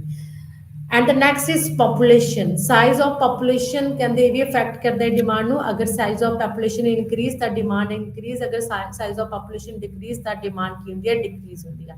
And the next is distribution of income. ਕਹਿੰਦੇ ਇਨਕਮ ਜਿਹੜੀ ਡਿਸਟ੍ਰੀਬਿਊਟ ਕਰਦੇ ਆ ਉਹਦਾ ਵੀ ਇਫੈਕਟ ਪੈਂਦਾ, ਕਿਉਂਕਿ 2 ਕਲਾਸਿਸ ਦੇ ਵਿੱਚ ਇਨਕਮ ਆਪਣੀ ਡਿਸਟ੍ਰੀਬਿਊਟ ਕੀਤੀ ਜਾਂਦੀ ਹੈ, ਰਿਚ ਐਂਡ ਪੂਅਰ ਦੇ ਵਿੱਚ। ਜਿਹੜੇ ਰਿਚ ਹੁੰਦੇ ਨੇ ਉਹ ਮੋਸਟਲੀ, ਅਗਰ ਰਿਚ ਦੇ ਕੋਲ ਇਨਕਮ ਜ਼ਿਆਦਾ ਹੈ ਤਾਂ ਉਹ ਲਗਜ਼ਰੀ ਗੁੱਡਸ ਤੇ ਐਕਸਪੈਂਸਿਵ ਗੁੱਡਸ ਨੇ ਜਿਹੜੀਆਂ ਉਹਨਾਂ ਦੀ ਡਿਮਾਂਡ ਕਰਦੇ ਨੇ, ਜਿਵੇਂ कि LED ऑटोमैटिक वॉशिंग मशीन्स, ठीक है।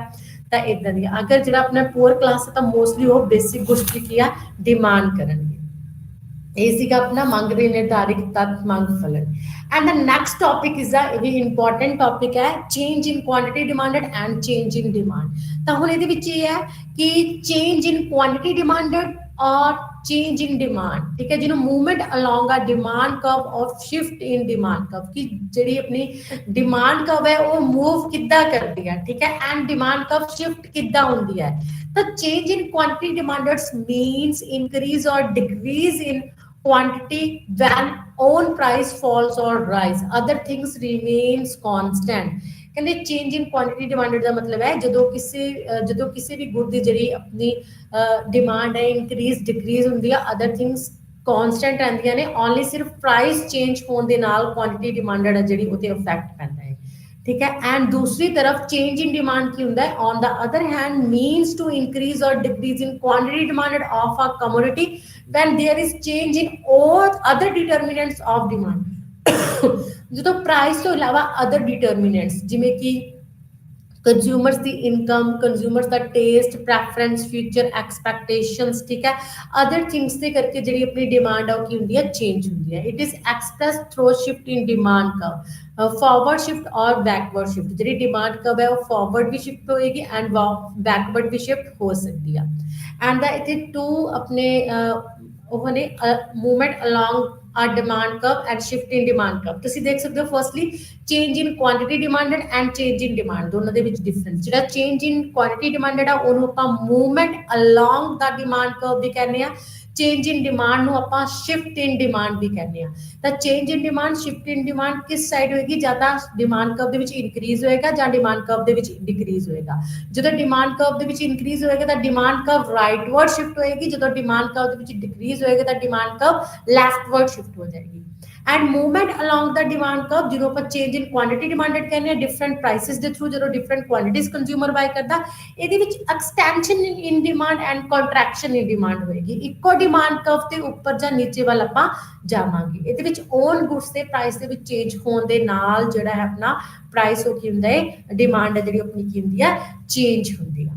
तो सब तो पहले आप मंग विच परिवर्तन दे विच मंग दा विस्तार ते मंग दा संकुचन दसांगे जिन्हों आप extension and contraction in demand कहने आ।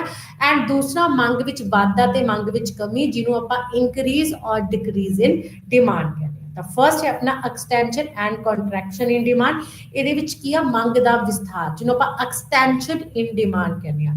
तो एक्सटेंशन ऑफ डिमांड कदों होएगी, जदों कहंदे other things being constant, other things जिमें कि price of related goods constant है, कंज्यूमर्स का टेस्ट ते प्रेफरेंस कांस्टेंट है, ठीक है, ते अपना फ्यूचर एक्सपेक्टेशंस कांस्टेंट ने। ओनली कहंदे ओन गुड दा एक्स गुड दा खुद दा प्राइस चेंज होने दे नाल जदों अपनी क्वांटिटी एक्स गुड दी कंज्यूमर्स के द्वारा चेंज होंदी है, कंज्यूमर्स एक्स गुड दी क्वांटिटी नू इंक्रीज डिक्रीज करदा, जदों एक्स गुड दा प्राइस इंक्रीज डिक्रीज हो जाता है तो that is called extension and contraction in demand. तो तुसी इस दे विच देख सकते हो एक्सटेंशन इन डिमांड। तो एक्सटेंशन ऑफ डिमांड की होएगा, extension of demand rise in quantity demanded as a result of fall in own price of the goods.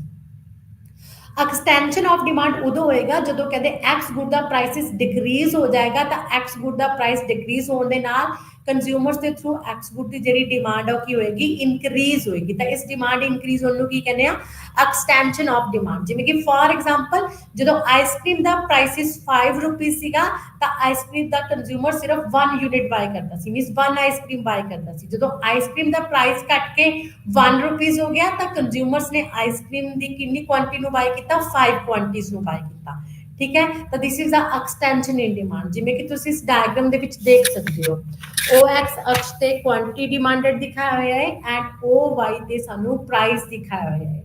तो तुसीं इत्थे देख सकते हो अपना जो प्राइस OPC मींस जो प्राइस अपना कितना सीगा एक्स गुड दा, मींस मान लो आइसक्रीम सी, आइसक्रीम दा जो कितना सीगा प्राइस अपना OPC मींस 5 प्राइस सीगा, तो एक्स गुड दी आपां कितनी क्वांटिटी यूनिट्स बाय करदे सी, 1 यूनिट बाय करदे सी, मींस OQ क्वांटिटी आपां बाय करदे सी, ठीक है, एक्स गुड दी। जो प्राइस कट गया P तो P1 हो गया, जो प्राइस कट के 5 to 1 हो गया तो इस दे नाल क्वांटिटी इंक्रीज होके कितनी हो जाएगी 1 to 5 हो जाएगी। तो क्वांटिटीज कितनी इंक्रीज होगी, ओ क्यू तो इंक्रीज होगी, ओ क्यू 1 होगी। तो इत्थे की है जो अपना डी डिमांड कर्व है जो लैफ्ट राइट की है डाउनवर्ड है, जो सानू की दस रहा है एक्सटेंशन इन डिमांड दस रहा है कि प्राइसेस डिक्रीज होने दे नाल पी तो P1 होने दे नाल क्वांटिटी दे विच इंक्रीज होया, क्यू तो Q1 हुई। This is the extension in demand. जब एक उदों होएगा जो सिर्फ गुड्स दा प्राइस चेंज होएगा, own price of the goods. And the next is ਮੰਗ ਦਾ ਸੰਕੁਚਨ। ਇੱਥੇ ਮੰਗ ਨਹੀਂ ਹੈਗਾ, ਇੱਥੇ ਮੰਗ ਹੈਗਾ, ਮੰਗ ਦਾ ਸੰਕੁਚਨ। ਮੰਗ ਦਾ ਸੰਕੁਚਨ ਉਦੋਂ ਹੋਏਗਾ contraction of demand refers to a fall in quantity demanded result to rise in own price of the commodity, other things remains constant।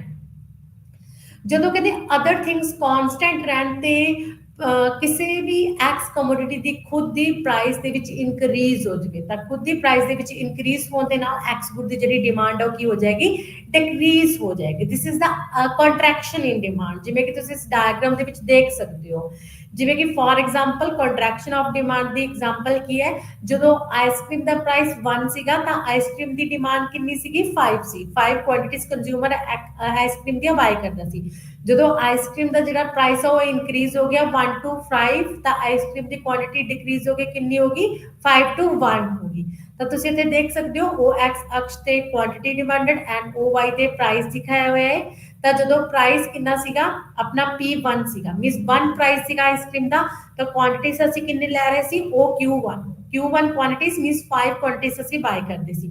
ਜਦੋਂ ਪ੍ਰਾਈਸਿਸ ਦੇ ਵਿੱਚ ਇਨਕਰੀਜ਼ ਹੋ ਗਿਆ P1 ਤੋਂ ਇਨਕਰੀਜ਼ ਹੋ ਕੇ ਪ੍ਰਾਈਸ P2 ਹੋ ਗਿਆ, ਮੀਨਸ 1 ਤੋਂ ਇਨਕਰੀਜ਼ ਹੋ ਕੇ ਪ੍ਰਾਈਸ 5 ਹੋ ਗਿਆ, ਤਾਂ ਕੁਆਂਟੀਟੀਜ਼ ਦੇ ਵਿੱਚ ਡਿਕਰੀਜ਼ ਹੋਇਆ, डिमांड घटी, Q1 तो घट के कितनी होगी, Q2 होगी। मींस 5 तो घट के डिमांड कितनी होगी, Q2 मींस 1 होगी। 1 यूनिट्स उन कंज्यूमर किया बाय करदा प्राइस इंक्रीज होने दे नाल ਤਾਂ ਕਿੰਨਾ ਡਿਕਰੀਜ਼ ਹੋਇਆ, Q1 ਤੋਂ Q2 ਜਿਹੜਾ ਆਪਣੀ ਡਿਮਾਂਡ ਹੈ ਉਹ ਡਿਕਰੀਜ਼ ਹੋਈ। ਦਿਸ is the contraction in demand.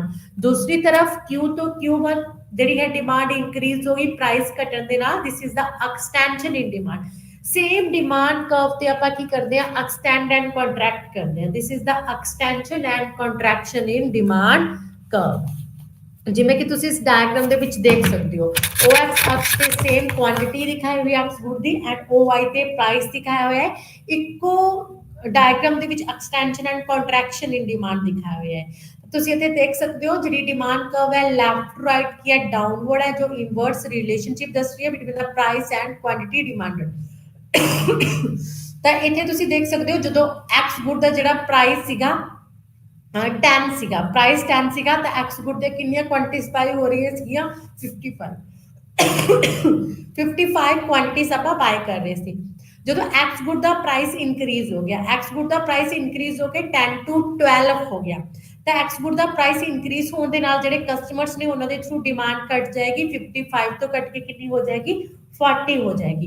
तो ਤੁਸੀਂ ਦੇਖ ਸਕਦੇ ਹੋ 55 to 40 ਉੱਪਰ ਜਿੱਥੇ ਰੈਡ ਐਰੋ ਲੱਗਿਆ ਹੈ ਤਾਂ ਕੀ ਦਿਖਾ ਰਿਹਾ, ਦਿਸ is the contraction along the demand curve, ਕਿ ਜਿਹੜੀ ਡਿਮਾਂਡ ਆ ਉਹਦੇ ਵਿੱਚ ਕੰਟਰੈਕਸ਼ਨ ਹੋਈ ਆ 55 ਤੋਂ ਡਿਮਾਂਡ ਸਾਡੇ ਘਟ ਕੇ 40 ਹੋਈ ਆ। ਕਿਉਂ ਹੋਈ ਆ, ਕਿਉਂਕਿ ਪ੍ਰਾਈਸ 10 ਤੋਂ ਇਨਕਰੀਜ਼ ਹੋ ਕੇ ਕਿੰਨਾ ਹੋ ਗਿਆ, 12 ਹੋ ਗਿਆ, ਜਿਹਦੇ ਨਾਲ ਡਿਮਾਂਡ ਡਿਕਰੀਜ਼ ਹੋ ਗਈ ਸਾਡੀ, ਠੀਕ ਹੈ 55 ਤੋਂ 40। ਐਂਡ ਦੂਸਰੀ ਤਰਫ अगर इनिशियल जी है प्राइस 10 है एंड डिमांड 55 है, अगर कहते डिमांड प्राइस के डिक्रीज हो जाता है, प्राइस के डिक्रीज होके जो प्राइस है वो की हो जाएगा 10 to 7 हो जाएगा। प्राइस कट के 10 to 7 हो गया, जिहदे नाल जिहड़ी साडी पहला डिमांड कितनी यूनिट्स आपां एक्सपोर्ट दे बाय करते सी 55, हुण डिमांड इंक्रीज होके कितनी हो जाएगी 55 तो 75 हो जाएगी। तो ये 55 to 75 जो है साडा ब्लू एरो की दस रहा extension along the demand curve, कि प्राइसिस डिक्रीज होने दे करके साडी जिहड़ी डिमांड ਉਹਦੇ ਵਿੱਚ ਕੀ ਹੋ ਗਿਆ, ਇਨਕਰੀਜ਼ ਹੋ ਗਿਆ। ਆਪਾਂ ਕੀ ਕਹਿੰਦੇ ਆ, ਐਕਸਟੈਂਸ਼ਨ ਅਲੋਂਗ ਦਾ ਡਿਮਾਂਡ ਕਰਵ। ਤਾਂ ਇਹ ਕੀ ਆ, ਮੂਵਮੈਂਟ ਅਲੋਂਗ ਦਾ ਡਿਮਾਂਡ ਕਰਵ। ਜਦੋਂ ਕਿਸੇ ਵੀ ਐਕਸ ਕਮੋਡਿਟੀ ਦੀ ਖੁਦ ਦੀ ਓਨ ਪ੍ਰਾਈਸ ਇਨਕਰੀਜ਼ ਡਿਕਰੀਜ਼ ਹੁੰਦੀ ਹੈ ਤਾਂ ਉਹਦੇ ਥਰੂ ਡਿਮਾਂਡ ਦੇ ਵਿੱਚ ਇਫੈਕਟ ਪੈਂਦਾ ਹੈ, ਇਨਕਰੀਜ਼ ਐਂਡ ਡਿਕਰੀਜ਼ ਹੁੰਦੀ ਹੈ। ਦਿਸ is the extension and contraction in demand curve. And the next is the increase ਔਰ ਡਿਕਰੀਜ਼ ਇਨ डिमांड कर्व, जिन्हों पर चेंज इन डिमांड भी बोलते हैं। तो चेंज इन डिमांड की होंगे when quantity demanded of a commodity change owing to a change in the factor other than own price of the concern commodity such a income fashion. ਜਦੋਂ ਕਹਿੰਦੇ price ਤੋਂ ਇਲਾਵਾ ਪ੍ਰਾਈਸ ਕਾਂਸਟੈਂਟ ਰਹਿੰਦਾ ਹੈ, movement along the demand curve extension ਤੇ contraction ਦੇ ਵਿੱਚ other things constant ਸੀਗੀਆਂ, only price change ਸੀਗਾ। ਲੇਕਿਨ ਇੱਥੇ ਕੀ ਆ, ਪ੍ਰਾਈਸ ਜਦੋਂ constant ਰਹੇ, ਕਿਉਂਕਿ ਪ੍ਰਾਈਸ ਤੋਂ ਇਲਾਵਾ ਅਦਰ ਫੈਕਟਰਸ ਨੇ, ਜਿਵੇਂ ਕਿ ਪ੍ਰਾਈਸ ਆਫ ਰਿਲੇਟਡ ਗੁੱਡਸ ਆ ਗਿਆ, ਕੰਜ਼ਿਊਮਰਸ ਦਾ ਟੇਸਟ ਐਂਡ ਪ੍ਰੈਫਰੈਂਸ ਆ ਗਿਆ, ਫਿਊਚਰ ਐਕਸਪੈਕਟੇਸ਼ਨਸ ਆ ਗਿਆ, ਪੋਪੂਲੇਸ਼ਨ ਆ ਗਿਆ। ਜਦੋਂ ਕਹਿੰਦੇ ਪ੍ਰਾਈਸ ਕਾਂਸਟੈਂਟ ਰਹਿਣ ਦੇ ਨਾਲ ਤੇ ਅਦਰ ਫੈਕਟਰਸ ਨੇ ਜਿਹੜੇ ਸਾਰੇ, ਇਹਨਾਂ ਦੇ ਵਿੱਚ ਚੇਂਜ ਹੋਣ ਦੇ ਨਾਲ डिमांड ਦੇ ਵਿੱਚ ਇਨਕਰੀਜ਼ ਡਿਕਰੀਜ਼ ਹੁੰਦਾ, ਤਾਂ ਇਹਨੂੰ ਕੀ ਕਹਿੰਦੇ ਆ, ਚੇਂਜ ਇਨ ਡਿਮਾਂਡ ਕਹਿੰਦੇ ਆ। ਤਾਂ ਫਰਸਟਲੀ ਆਪਾਂ ਦੇਖ ਸਕਦੇ ਆ increase in demand. Increase in demand ਜਿਹਨੂੰ ਆਪਾਂ ਮੰਗ ਵਿੱਚ ਵਾਧਾ ਕਹਿੰਦੇ ਆ। Increase in demand means rise in demand in response to change in determination of demand other than own price of the products। ਜਦੋਂ ਪ੍ਰਾਈਸ ਦੇ ਪ੍ਰੋਡਕਟ ਤੋਂ ਇਲਾਵਾ ਅਦਰ ਫੈਕਟਰਸ ਦੇ ਵਿੱਚ ਚੇਂਜ ਹੋਣ ਦੇ ਨਾਲ ਡਿਮਾਂਡ ਦੇ ਵਿੱਚ ਇਨਕਰੀਜ਼ ਹੋ ਜਾਵੇ, ਤੁਹਾਨੂੰ ਕੀ ਬੋਲਦੇ ਆ, ਇਨਕਰੀਜ਼ ਇਨ ਡਿਮਾਂਡ ਬੋਲਦੇ ਆ। ਜਦੋਂ ਡਿਮਾਂਡ ਦੇ ਵਿੱਚ ਇਨਕਰੀਜ਼ ਹੁੰਦਾ ਤਾਂ ਜਿਹੜੀ ਡਿਮਾਂਡ ਕਰਵ ਹੁੰਦੀ ਹੈ ਆਪਣੀ ਰਾਈਟਵਰਡ ਸ਼ਿਫਟ ਹੁੰਦੀ ਹੈ, ਜਿਵੇਂ ਕਿ ਤੁਸੀਂ ਇਸ ਡਾਇਗਰਾਮ ਦੇ ਵਿੱਚ ਵੀ ਦੇਖ ਸਕਦੇ ਹੋ। ਤਾਂ ਇਹਦੇ ਟੂ ਵੇਜ਼ ਨੇ ਜਿਹਦੇ ਥਰੂ ਇਨਕਰੀਜ਼ ਇਨ ਡਿਮਾਂਡ ਹੁੰਦਾ। First is same price more demand. ਕਹਿੰਦੇ ਜਦੋਂ ਕਿਸੇ ਵੀ ਐਕਸ ਕਮੋਡਿਟੀ ਦਾ ਪ੍ਰਾਈਸ ਸੇਮ ਰਹੇ ਲੇਕਿਨ ਡਿਮਾਂਡ ਇਨਕਰੀਜ਼ ਹੋ ਜਾਵੇ, the when price of ice cream is 3 per unit, demand is for 3 units। if price remains the same 3 per unit but demand goes up 4 units, मतलब when price of ice cream ਜਦੋਂ price same ਰਵੇ ਲੇਕਿਨ ਜਿਹੜੀ ਆਪਣੀ demand ਆ ਉਹਦੇ ਵਿੱਚ increase ਹੋ ਜਾਵੇ, that is called increase in demand। ਠੀਕ ਹੈ। And second reason Ki the, more price same demand.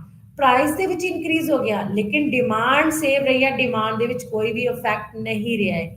ਜਿਵੇਂ ਕਿ ਤੁਸੀਂ ਦੇਖ ਸਕਦੇ ਹੋ ਸੇਮ ਪ੍ਰਾਈਸ ਦੇ ਵਿੱਚ ਕੀ ਆਏਗਾ, ਪ੍ਰਾਈਸ ਆਫ ਆਈਸਕ੍ਰੀਮ ਕੀ ਆ, ਪਹਿਲਾਂ 3 ਸੀਗਾ ਤੇ ਡਿਮਾਂਡ ਕਿੰਨੀ ਸੀਗੀ, 3 ਸੀਗੀ। ਪ੍ਰਾਈਸ ਹੁਣ ਵੀ 3 ਹੈ ਲੇਕਿਨ ਡਿਮਾਂਡ ਦੇ ਵਿੱਚ ਇਨਕਰੀਜ਼ ਹੋ ਕੇ ਕਿੰਨਾ ਹੋ ਗਿਆ, 4 ਹੋ ਗਿਆ। ਡਿਮਾਂਡ ਦੇ ਵਿੱਚ ਇਨਕਰੀਜ਼ ਕਿਉਂ ਹੋਇਆ, ਅਦਰ ਫੈਕਟਰਸ ਦੇ ਕਰਕੇ।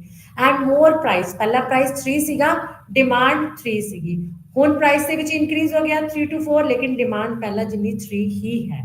ਤਾਂ that is means increase in demand. ਜਿਵੇਂ ਕਿ ਤੁਸੀਂ ਇਸ ਡਾਇਗਰਾਮ ਦੇ ਵਿੱਚ ਦੇਖ ਸਕਦੇ ਹੋ, ਓ ਐਕਸ ਅਕਸ਼ ਤੇ ਕੁਆਂਟੀਟੀਜ਼ ਦਿਖਾਈ ਹੋਈਆਂ ਨੇ, ਓ ਵਾਈ ਤੇ ਜਿਹੜਾ ਹੈ ਪ੍ਰਾਈਸ ਦਿਖਾਇਆ ਹੋਇਆ ਹੈ। D is the initial demand curve. ਤਾਂ डी ए ਪੁਆਇੰਟ ਤੇ ਟੱਚ ਕਰ ਰਿਹਾ, ਜੋ ए ਪੁਆਇੰਟ ਤੇ ਕੀ ਦਿਖਾ ਰਿਹਾ ਹੈ ਕਿ ਜਿਹੜੀ ਆਪਣੀ ਪ੍ਰਾਈਸ ਐਕਸ ਕਮੋਡਿਟੀ ਦੀ ਉਹ ਕੀ ਹੈ, 60 ਹੈ ਤੇ ਆਪਾਂ 500 ਯੂਨਿਟਸ ਨੇ ਜਿਹੜੇ ਉਹ ਐਕਸ ਕਮੋਡਿਟੀ ਦੇ ਬਾਏ ਕਰ ਰਹੇ ਆ। ਹੁਣ ਕੀ ਹੋਇਆ, ਪ੍ਰਾਈਸ ਤਾਂ ਕਾਂਸਟੈਂਟ ਹੈ, 60 ਦਾ 60 ਹੈ ਲੇਕਿਨ ਅਦਰ ਫੈਕਟਰਸ ਦੇ ਕਰਕੇ ਪ੍ਰਾਈਸ ਕਾਂਸਟੈਂਟ, ਅਦਰ ਫੈਕਟਰਸ ਦੇ ਕਰਕੇ ਜਿਹੜੀ ਆਪਣੀ ਡਿਮਾਂਡ ਆ ਉਹ ਇਨਕਰੀਜ਼ ਹੋ ਕੇ ਕਿੰਨੀ ਹੋ ਜਾਂਦੀ ਆ, 500 ਤੋਂ 600 ਹੋ ਜਾਂਦੀ ਆ। ਠੀਕ ਹੈ, 500 ਤੋਂ 600 ਹੋ ਜਾਂਦੀ ਆ, ਜਿਹਦੇ ਕਰਕੇ ਕੀ ਆ, ਆਪਾਂ ਜਿਹੜਾ ਹੈ ਇਹ ਨਿਊ ਡਿਮਾਂਡ ਕਰਵ ਜਿਹੜੀ ਆਪਣੀ ਉਹ ਰਾਈਟਵਰਡ ਸ਼ਿਫਟ ਹੋ ਜਾਂਦੀ ਹੈ। ਡੀ ਤੋਂ ਰਾਈਟਵਰਡ ਸ਼ਿਫਟ ਹੁੰਦੀ ਹੈ ਜੋ ਕਿ ਸਾਨੂੰ ਇਨਕਰੀਜ਼ ਇਨ ਡਿਮਾਂਡ ਦਿਖਾਉਂਦੀ ਹੈ। ਤਾਂ ਡਿਮਾਂਡ ਕਰਵ ਡੀ ਤੋਂ ਸ਼ਿਫਟ ਹੋ ਕੇ D1 ਹੋ ਜਾਏਗੀ, ਜੋ ਸਾਨੂੰ ਕੀ ਦਿਖਾਏਗੀ, increase in demand ਦਿਖਾਏਗੀ।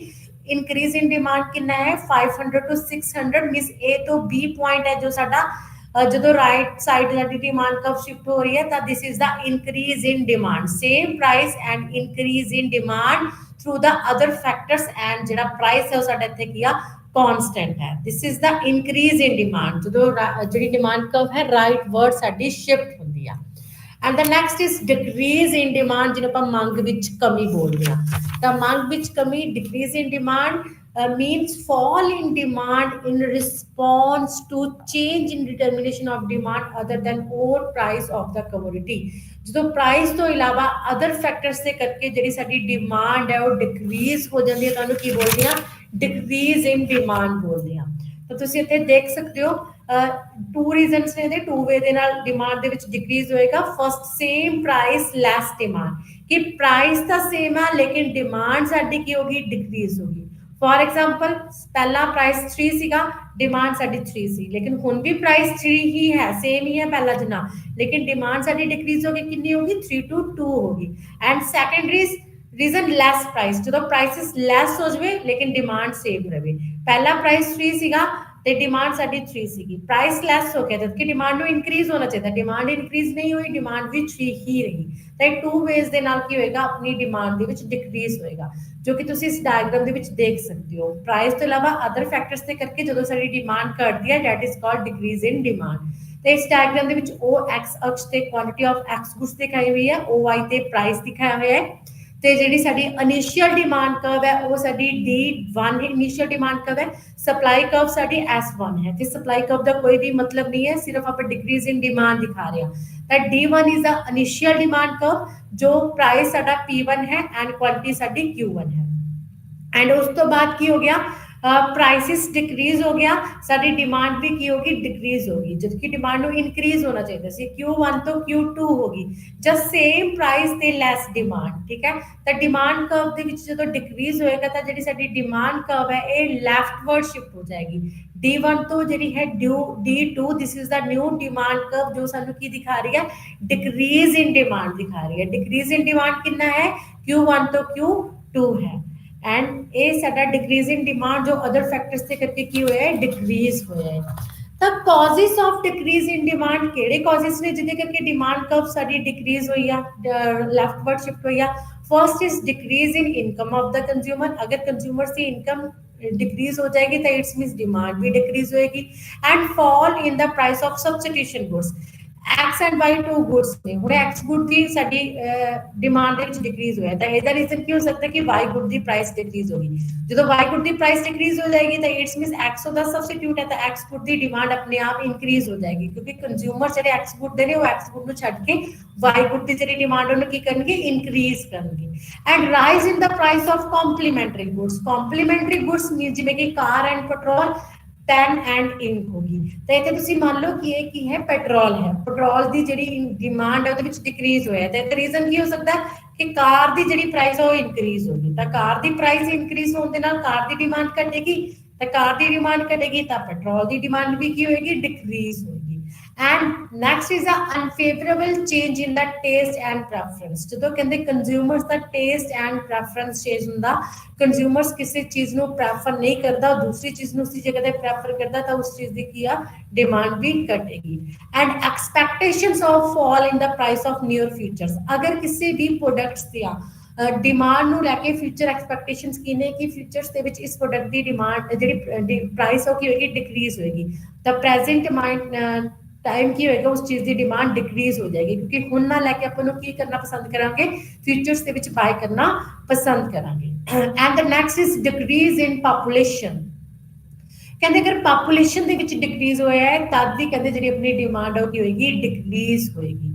And the causes in increase in demand, increase in demand दे की कॉजेस हो सकते हैं, increase in the income of consumers की प्राइस तो इलावा कंज्यूमर्स की है जी इनकम इंक्रीज होगी, तो इनकम इंक्रीज होगी डिमांड भी होएगा इंक्रीज होएगा, क्योंकि इनकम ते डिमांड दा पॉजिटिव रिलेशनशिप है। And rise in the price of substitution goods, जिहड़ा एक्स गुड दा सब्स्टिट्यूशन है मिस बाय गुड, आप इत्थे एक्स गुड की डिमांड दे विच इंक्रीज देख रहे हैं।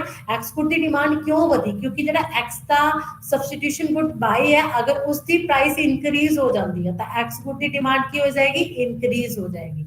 And fall in the price of complementary goods, इत्थे अगर मान लीजिए कि एक्स कॉम्प्लीमेंटरी गुड्स है मींस इत्थे पेट्रोल आ, अगर इहदा कॉम्प्लीमेंटरी गुड्स है मींस जिहड़ा कार है, कार की प्राइस डिक्रीज होगी तो कार की डिमांड इंक्रीज, कार की डिमांड के नाल ही पेट्रोल की डिमांड की हो जाएगी इंक्रीज हो जाएगी।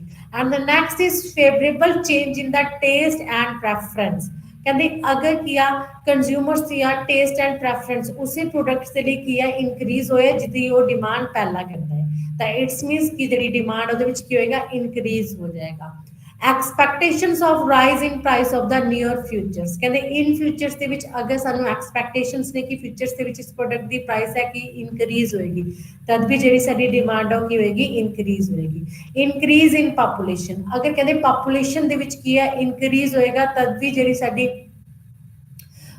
पॉपुलेशन इंक्रीज होने के नाल भी डिमांड की होएगी इंक्रीज होएगी। कहते distinction between the extension and contraction की हुंदा है, अगर आप एक्सटेंशन ते कॉन्ट्रैक्शन दे विच देखिए तो एक्सटेंशन का मतलब ते कॉन्ट्रैक्शन का मतलब की हुंदा है सेम इको डिमांड कर्व ते आपां अपवर्ड या राइटवर्ड शिफ्ट हुंदे आ सेम डिमांड कर्व ते, क्योंकि सिर्फ प्राइस चेंज होया ऑन ओन गुड्स दा, तो it's means extension and contraction. And increase and decrease ਦੇ ਵਿੱਚ ਕੀ ਹੁੰਦਾ ਹੈ इंक्रीज ਦੇ ਵਿੱਚ ਆਪਾਂ ਕੀ ਹੈ डिमांड कब अपनी शिफ्ट ਹੁੰਦੀ है इंक्रीज ਦੇ ਵਿੱਚ राइटवर्ड शिफ्ट होएगी एंड डिक्रीज ਦੇ ਵਿੱਚ लेफ्टवर्ड शिफ्ट हो जाएगी there is a difference between extension and contraction in demand and increase and decrease in demand and उस तो बाद है साडा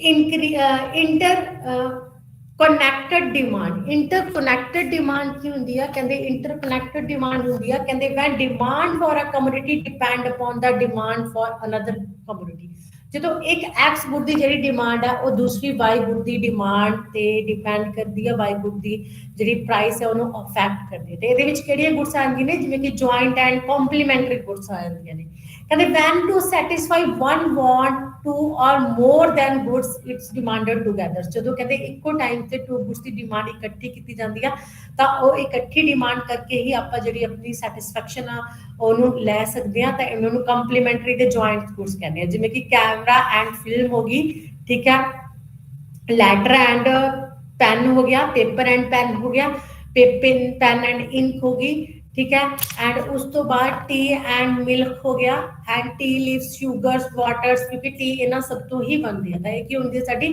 कॉम्पलीमेंटरी डिमांड हुंदी है कहंदे इस केस दे विच भी जेहड़ी साडी डिमांड है की होएगी अफेक्ट होएगी and composite demand refers to demand for a one commodity order to satisfy two or more wants ਜਦੋਂ ਕਹਿੰਦੇ ਇੱਕ ਚੀਜ਼ ਦੇ ਦੁਆਰਾ ਅਸੀਂ ਦੋ ਜਾਂ ਦੋ ਤੋਂ ਵੱਧ ਜਿਹੜੀਆਂ ਸਾਡੀਆਂ ਲੋੜਾਂ ਨੇ ਉਹਨਾਂ ਨੂੰ ਪੂਰਾ ਕਰਦੇ ਹਾਂ ਜਿਵੇਂ ਕਿ ਮਿਲਕ ਹੈ ਮਿਲਕ ਦੀ ਕੀ ਆ ਕੰਪੋਸਾਈਟ ਡਿਮਾਂਡ ਆ ਮਿਲਕ ਨੂੰ ਆਪਾਂ ਇੱਕ ਯੂਜ਼ ਦੇ ਲਈ ਨਹੀਂ ਵਰਤਦੇ ਮਿਲਕ ਨੂੰ ਆਪਾਂ ਡਿਫਰੈਂਟ ਯੂਜ਼ਸ ਦੇ ਲਈ ਵਰਤਦੇ ਹਾਂ ਡਿਫਰੈਂਟ ਜਿਹੜੀ ਆਪਣੀਆਂ ਸੈਟੀਸਫੈਕਸ਼ਨ ਹੈ ਵਾਂਟਸ ਨੇ ਆਪਾਂ ਪੂਰੀਆਂ ਕਰਦੇ ਨੇ ਤਾਂ ਕਹਿੰਦੇ ਟੋਟਲ ਡਿਮਾਂਡ ਫॉर ਮਿਲਕ ਨੂੰ ਆਪਾਂ ਕੰਪੋਸਾਈਟ ਡਿਮਾਂਡ ਬੋਲਦੇ ਆ ਕਹਿੰਦੇ ਇਹਦੇ ਵਿੱਚ ਵੀ ਕਿੰਦਾ ਡਿਮਾਂਡ ਸਾਡੀ ਚੇਂਜ ਹੁੰਦੀ ਆ ਸਵੀਟਸ ਬਣਾਉਣ ਦੇ ਲਈ ਵੀ ਆਪਾਂ ਯੂਜ਼ ਕਰਦੇ ਆ ਕਰਡ ਬਣਾਉਣ ਦੇ ਲਈ ਵੀ ਠੀਕ ਹੈ ਲੱਸੀ ਮੱਖਣ ਹੋ ਗਿਆ ਠੀਕ ਹੈ ਪੀਣ ਦੇ ਲਈ and next है direct and derived demand कहते when a commodity is demanded for direct consumption ਜਦੋਂ ਕਿਸੇ ਵੀ ਕਮੋਡਿਟੀ ਨੂੰ ਡਾਇਰੈਕਟ ਯੂਜ਼ ਕੀਤਾ ਜਾਂਦਾ ਹੈ ਤਾਂ ਉਹਨੂੰ ਡਾਇਰੈਕਟ ਡਿਮਾਂਡ ਬੋਲਦੇ ਆ ਐਂਡ ਡਰਾਈਵਡ ਡਿਮਾਂਡ ਜਦੋਂ ਕਿਸੇ ਵੀ ਕਮੋਡਿਟੀਜ਼ ਨੂੰ ਆਪਾਂ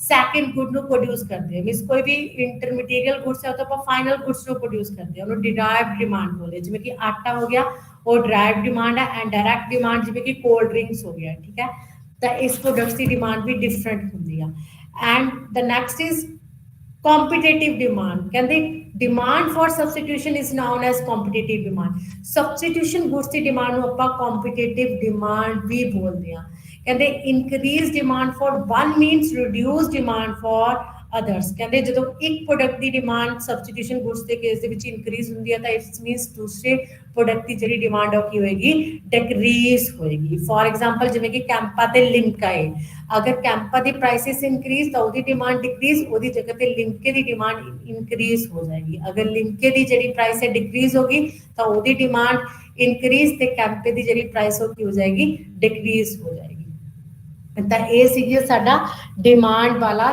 ਟੌਪਿਕ ਜਿਹਦੇ ਵਿੱਚ ਆਪਾਂ ਨੇ ਸਭ ਤੋਂ ਪਹਿਲਾਂ ਕੀ ਕੀਤਾ ਹੈ what is demand curve ਸਾਨੂੰ ਦੱਸਦੀ ਆ negative relationship between the price and demand ਠੀਕ ਹੈ ਐਂਡ ਉਸ ਤੋਂ ਬਾਅਦ ਡਿਮਾਂਡ ਦੀਆਂ types price demand income demand and cross demand and ਮੰਗ ਦਾ ਨਿਯਮ ਸਾਨੂੰ ਦੱਸਦਾ ਹੈ ਕਿ ਕਿਸ ਤਰ੍ਹਾਂ ਬਾਕੀ ਜਿਹੜੀਆਂ other things being constant price ਦੇ ਵਿੱਚ ਚੇਂਜ ਹੋਣ ਦੇ ਨਾਲ ਜਿਹੜੀ ਸਾਡੀ ਡਿਮਾਂਡ ਹੈ ਉਹ ਅਫੈਕਟ ਹੋਏਗੀ ਪ੍ਰਾਈਸ ਦੇ ਵਿੱਚ ਇਨਕਰੀਜ਼ ਹੋਣ ਦੇ ਨਾਲ ਡਿਮਾਂਡ ਘਟੇਗੀ ਪ੍ਰਾਈਸਿਸ ਦੇ ਵਿੱਚ ਡਿਕਰੀਜ਼ ਹੋਣ ਦੇ ਨਾਲ ਡਿਮਾਂਡ ਵਧੇਗੀ ਐਂਡ ਡਿਮਾਂਡ ਸ਼ਡਿਊਲ ਨੂੰ ਜਿਹੜਾ ਹੈ ਡਿਮਾਂਡ ਨੂੰ ਟੂ ਵੇ ਦੇ ਨਾਲ ਸਾਨੂੰ ਐਕਸਪਲੇਨ ਕਰਨਾ ਪੈਣਾ ਹੈ first is individual demand schedule ਜੋ ਇੰਡੀਵਿਜੂਅਲ ਦੇ ਦੁਆਰਾ ਕੀਤੀ ਜਾਂਦੀ ਹੈ ਐਂਡ ਇੰਡਸਟਰੀ ਔਰ ਮਾਰਕੀਟ ਡਿਮਾਂਡ ਸ਼ਡਿਊਲ ਜੋ ਮਾਰਕੀਟ ਦੇ ਵਿੱਚ ਟੋਟਲ ਜਿਹੜੇ ਹੈ ਇੰਡੀਵਿਜੂਅਲਸ ਕਰਦੇ ਨੇ ਤਾਂ ਇੰਡੀਵਿਜੂਅਲ ਜਿਹੜੀ ਡਿਮਾਂਡ ਸ਼ਡਿਊਲ ਹੈ ਇੰਡੀਵਿਜੂਅਲ ਦੀ ਡਿਮਾਂਡ ਨੂੰ ਦੱਸਦੀ ਆ ਮਾਰਕੀਟ ਡਿਮਾਂਡ ਸ਼ਡਿਊਲ ਮਾਰਕੀਟ ਦੀ ਡਿਮਾਂਡ ਨੂੰ ਦੱਸੇਗਾ ਟੋਟਲ ਡਿਮਾਂਡ ਨੂੰ ਐਂਡ ਜਿਹੜੀ ਡਿਮਾਂਡ ਕਰਵ ਹੈ ਇੰਡੀਵਿਜੂਅਲ ਡਿਮਾਂਡ ਕਰਵ ਉਹ ਇੰਡੀਵਿਜੂਅਲ ਡਿਮਾਂਡ ਸ਼ਡਿਊਲ ਦਾ ਗ੍ਰਾਫਿਕ ਰਿਪਰੈਜ਼ੈਂਟੇਸ਼ਨ ਹੈ ਜੋ ਸਾਨੂੰ ਰਿਲੇਸ਼ਨਸ਼ਿਪ ਦੱਸਦੀ ਹੈ between the price and quantity demanded and market demand schedule ਸਾਨੂੰ ਦੱਸਦੀ ਹੈ relationship between the price and quantity demanded ਜੋ ਮਾਰਕੀਟ ਦੇ ਵਿੱਚ ਸਾਰੇ ਇੰਡੀਵਿਜੂਅਲਸ ਦੀ ਜਿਹੜੀ ਹੈ ਟੋਟਲ ਡਿਮਾਂਡ ਨੂੰ ਰਿਪਰੈਜ਼ੈਂਟ ਕਰਦੀ ਹੈ ਬਾਜ਼ਾਰ ਮੰਗ ਵਕਰ ਕਹਿੰਦੇ ਇਹਦੇ ਵਿੱਚ ਟੋਟਲ ਇੰਡੀਵਿਜੂਅਲਸ ਜੋ ਮਾਰਕੀਟ ਦੇ ਵਿੱਚ ਡਿਮਾਂਡ ਕਰਦੇ ਨੇ ਉਹਨਾਂ ਦਾ ਟੋਟਲ ਦਿਖਾਇਆ ਕਿ ਕਿਸ ਤਰ੍ਹਾਂ ਟੋਟਲ ਡਿਮਾਂਡ ਤੇ ਪ੍ਰਾਈਸ ਦੇ ਵਿੱਚ ਕੀ ਹੈ ਰਿਲੇਸ਼ਨਸ਼ਿਪ ਹੈ And why should demand curve slows downward? ਇਹਦੇ ਮੇਨ ਰੀਜ਼ਨਸ ਨੇ ਡਿਮਿਨਿਸ਼ਿੰਗ ਮਾਰਜਨਲ ਯੂਟਿਲਿਟੀ, ਸਮਾਨ ਤੁਸ਼ਟੀਕਰਨ ਦਾ ਨਿਯਮ, ਆਮਦਨ ਪ੍ਰਭਾਵ, ਪ੍ਰਤਿਸਥਾਪਨ ਪ੍ਰਭਾਵ, ਨਵੇਂ ਉਪਭੋਗ ਤੇ ਵੱਖ-ਵੱਖ ਉਪਭੋਗ। ਮੰਗ ਦੇ ਨਿਰਧਾਰਿਤ ਤੱਤ ਕਿਹੜੇ ਨੇ? ਵਸਤੂ ਦੀ ਆਪਣੀ ਕੀਮਤ, ਸੰਬੰਧਿਤ ਵਸਤੂਆਂ ਦੀ ਕੀਮਤ ਐਂਡ ਉਸ ਤੋਂ ਬਾਅਦ ਉਪਭੋਗਤਾ ਦੀ ਆਮਦਨ, ਉਪਭੋਗਤਾ ਦੀ ਰੁਚੀ ਤੇ ਤਰਜੀਹ, ਕੀਮਤ ਤਬਦੀਲੀ ਦੀਆਂ ਸੰਭਾਵਨਾਵਾਂ, ਜਨਸੰਖਿਆ, ਆਮਦਨ ਦੀ ਵੰਡ। ਤੇ ਨੈਕਸਟ ਇਜ਼ ਆ ਮੰਗ ਵਿੱਚ ਪਰਿਵਰਤਨ। ਮੰਗ ਵਿੱਚ ਪਰਿਵਰਤਨ ਦੋ ਤਰ੍ਹਾਂ ਹੋ ਸਕਦਾ ਹੈ, extension and contraction in demand, ਜਿਹਨੂੰ ਆਪਾਂ ਮੰਗ ਦਾ ਵਿਸਥਾਰ ਤੇ ਮੰਗ ਦਾ ਸੰਕੁਚਨ ਬੋਲਦੇ ਆ। Next is change in demand, ਜਿਹਨੂੰ ਆਪਾਂ ਮੰਗ ਵਿੱਚ ਵਾਧਾ ਤੇ ਮੰਗ ਵਿੱਚ ਕਮੀ ਬੋਲਦੇ ਆ। ਐਂਡ ਮੰਗ ਦਾ ਵਿਸਥਾਰ ਤੇ ਮੰਗ ਦਾ ਸੰਕੁਚਨ ਕਦੋਂ ਹੋਏਗਾ? ਕਹਿੰਦੇ ਜਦੋਂ other things being constant, means consumers ਦਾ ਪ੍ਰਾਈਸ, ਕੰਜ਼ਿਊਮਰਸ ਦਾ ਟੇਸਟ ਪ੍ਰੈਫਰੈਂਸ, ਰਿਲੇਟਡ ਗੁੱਡਸ ਦਾ ਪ੍ਰਾਈਸਿਸ, ਕੰਜ਼ਿਊਮਰਸ ਦੀ ਇਨਕਮ ਕਨਸਟੈਂਟ ਰਹਿੰਦਾ। ਓਨਲੀ ਐਕਸ ਗੁੱਡ ਦੀ ਪ੍ਰਾਈਸਿਸ ਇੰਕਰੀਜ਼ ਡਿਕਰੀਜ਼ ਹੋਣ ਦੇ ਨਾਲ ਜਦੋਂ ਸਾਡੀ ਡਿਮਾਂਡ ਅਫੈਕਟ ਹੋਏਗੀ, ਡਿਮਾਂਡ ਦੇ ਵਿੱਚ ਇੰਕਰੀਜ਼ ਡਿਕਰੀਜ਼ ਹੋਏਗਾ। That is a extension and contraction in demand. Extension in demand ਦੇ ਵਿੱਚ ਤੁਸੀਂ ਦੇਖ ਸਕਦੇ ਹੋ ਕਿ ਜਿਵੇਂ ਹੀ ਡਿਮਾਂਡ ਸਾਡੀ ਪ੍ਰਾਈਸ ਸਾਡੀ ਡਿਕਰੀਜ਼ ਹੁੰਦੀ ਆ P ਤੋਂ P1 ਤਾਂ ਸਾਡੀ ਜਿਹੜੀ ਡਿਮਾਂਡ ਹੈ ਉਹ ਇਨਕਰੀਜ਼ ਹੋ ਜਾਂਦੀ ਹੈ Q ਤੋਂ Q1। ਤਾਂ ਇਹਦੇ ਵਿੱਚ ਇੱਕੋ ਡਾਇਗ੍ਰਾਮ ਦੇ ਵਿੱਚ contraction and extension in demand ਦਿਖਾ ਰਿਹਾ ਹੈ। ਰੈਡ ਐਰੋ ਸਾਨੂੰ ਕੰਟਰੈਕਸ਼ਨ ਇਨ ਡਿਮਾਂਡ ਦਿਖਾ ਰਿਹਾ ਹੈ, ਜੋ ਪ੍ਰਾਈਸਿਸ ਦੇ ਵਿੱਚ ਇਨਕਰੀਜ਼ ਦੇ ਨਾਲ 10 to 12 ਜਿਹੜੀ ਸਾਡੀ ਡਿਮਾਂਡ ਹੈ 55 to 40 ਡਿਕਰੀਜ਼ ਹੋ ਗਈ। And blue arrow extension in demand ਦਿਖਾ ਰਿਹਾ ਹੈ, ਜੋ ਸਾਨੂੰ ਦਿਖਾ ਰਿਹਾ ਹੈ ਕਿ ਜਦੋਂ prices decrease 10 to 7 and demand ਸਾਡੀ ਇਨਕਰੀਜ਼ ਹੋ ਕੇ 55 to 75 ਹੋ। ਤਾਂ ਦਿਸ is the contraction and extension in demand. Next is the increase or decrease in demand. Increase or decrease in demand ਕਹਿੰਦੇ ਜਦੋਂ ਸਿਰਫ ਪ੍ਰਾਈਸ ਕਾਂਸਟੈਂਟ ਤੇ ਅਦਰ ਥਿੰਗਸ ਤੇ ਕਰਕੇ ਜਿਹੜੀ ਸਾਡੀ ਡਿਮਾਂਡ ਆ ਉਹ ਇਫੈਕਟ ਹੁੰਦੀ ਆ, ਡਿਮਾਂਡ ਦੇ ਵਿੱਚ ਇਨਕਰੀਜ਼ ਤੇ ਡਿਕਰੀਜ਼ ਹੁੰਦਾ। ਜਿਵੇਂ ਕਿ ਕੰਜ਼ਿਊਮਰਸ ਦਾ taste preference, future expectations, populations, related goods ਤੇ ਪ੍ਰਾਈਸਿਸ, ਉਹਨਾਂ ਦੇ ਵਿੱਚ ਚੇਂਜ ਹੋਣ ਦੇ ਨਾਲ ਜਿਹੜੀ ਸਾਡੀ ਡਿਮਾਂਡ ਇਨਕਰੀਜ਼ ਹੋਏਗੀ, that is the increase in demand. ਜਿਵੇਂ ਤੁਸੀਂ ਡਾਇਗ੍ਰਾਮ ਦੇ ਵਿੱਚ ਦੇਖ ਸਕਦੇ ਹੋ, ਇਨਕਰੀਜ਼ ਇਨ ਡਿਮਾਂਡ ਦੇ ਵਿੱਚ ਜਿਹੜੀ ਸਾਡੀ ਡੀਡੀ ਕਰਵ ਹੈ, ਡਿਮਾਂਡ ਕਰਵ ਰਾਈਟਵਰਡ ਸ਼ਿਫਟ ਹੋਏਗੀ, ਡੀ ਤੋਂ D1 ਹੋਏਗੀ। ਤਾਂ A ਤੋਂ B 500 ਤੋਂ 600 ਸਾਡਾ ਇਨਕਰੀਜ਼ ਇਨ ਡਿਮਾਂਡ ਦਿਖਾ ਰਿਹਾ ਜਦੋਂ ਕਿ ਪ੍ਰਾਈਸਿਸ ਸੇਮ ਹੈ। ਐਂਡ ਡਿਕਰੀਜ਼ ਇਨ ਡਿਮਾਂਡ ਜਦੋਂ ਡਿਮਾਂਡ ਦੇ ਵਿੱਚ ਡਿਕਰੀਜ਼ ਹੋਏਗਾ ਅਦਰ ਫੈਕਟਰਸ ਤੇ ਕਰਕੇ, ਤੇ ਜਿਹੜਾ ਪ੍ਰਾਈਸ ਹੈ ਕਾਂਸਟੈਂਟ ਰਹੇਗਾ। ਜਿਵੇਂ ਕਿ D1 ਤੋਂ ਡਿਮਾਂਡ ਕਰਵ ਲੈਫਟਵਰਡ ਸ਼ਿਫਟ ਹੋਏਗੀ, D1 ਤੋਂ D2, this is the decrease in demand. ਇਹ ਸੀਗਾ ਸਾਡਾ ਅੱਜ ਦਾ ਟੌਪਿਕ, ਜਿਹਦੇ ਵਿੱਚ extension and contraction in demand, increase and decrease in demand, ਤੇ why should demand curve slopes downward, ਤੇ ਕਿਹੜੇ ਫੈਕਟਰਸ ਨੇ ਜਿਹੜੇ ਡਿਮਾਂਡ ਨੂੰ ਅਫੈਕਟ ਕਰਦੇ ਨੇ ਆਪਾਂ ਨੇ ਉਹ ਦੇਖੇ ਨੇ। ਅੱਜ ਦਾ ਆਪਣਾ ਟੌਪਿਕ ਇੱਥੇ ਹੀ ਖਤਮ ਹੁੰਦਾ ਹੈ। ਧੰਨਵਾਦ।